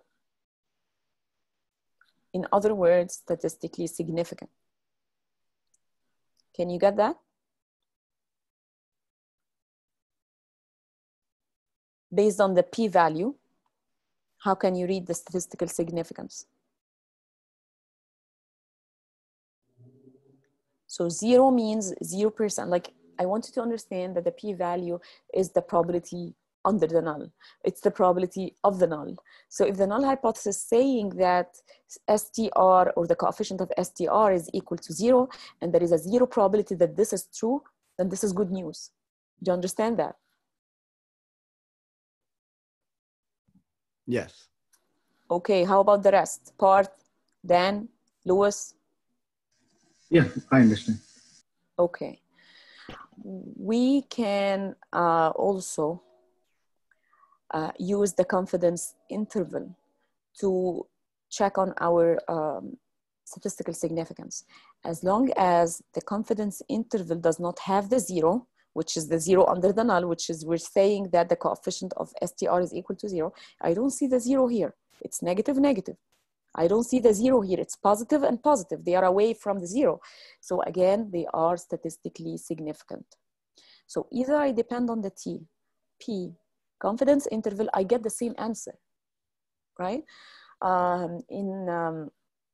In Stata, it's easy because the T and the P and the confidence interval are reported for you. You don't have to compute anything. But if you have to do it by hand, then definitely the T is statistic is the easiest, because it's not the easiest, it's the first step, because once I get this, I can compute the P. So the P is the second step after the T. Please stop me if you have any question. Let us see what's the rest on this table. So SS model, it's the SSE or the ESS, explained sum square. This is the numerator of the R square. SSR, right? It's the numerator of the standard error of the regression. TSS, total sum squared. So we have ESS, SSR, TSS. These are the degrees of freedom, and these are the mean squared. So if you divide this by this, you get this. Divide this by this, you get this, and so on. This by this, you get this. Number of observations, 420. What about the F statistic? So the F statistic is degrees of freedom of the numerator, how many coefficients I have in this model. I have only 1K, right? N minus K minus 1. N for 20 minus K, which is I just have 1, minus 1 for the intercept. So N minus 2 for 18. 22.58 F statistic. Do you think it's statistically significant or not?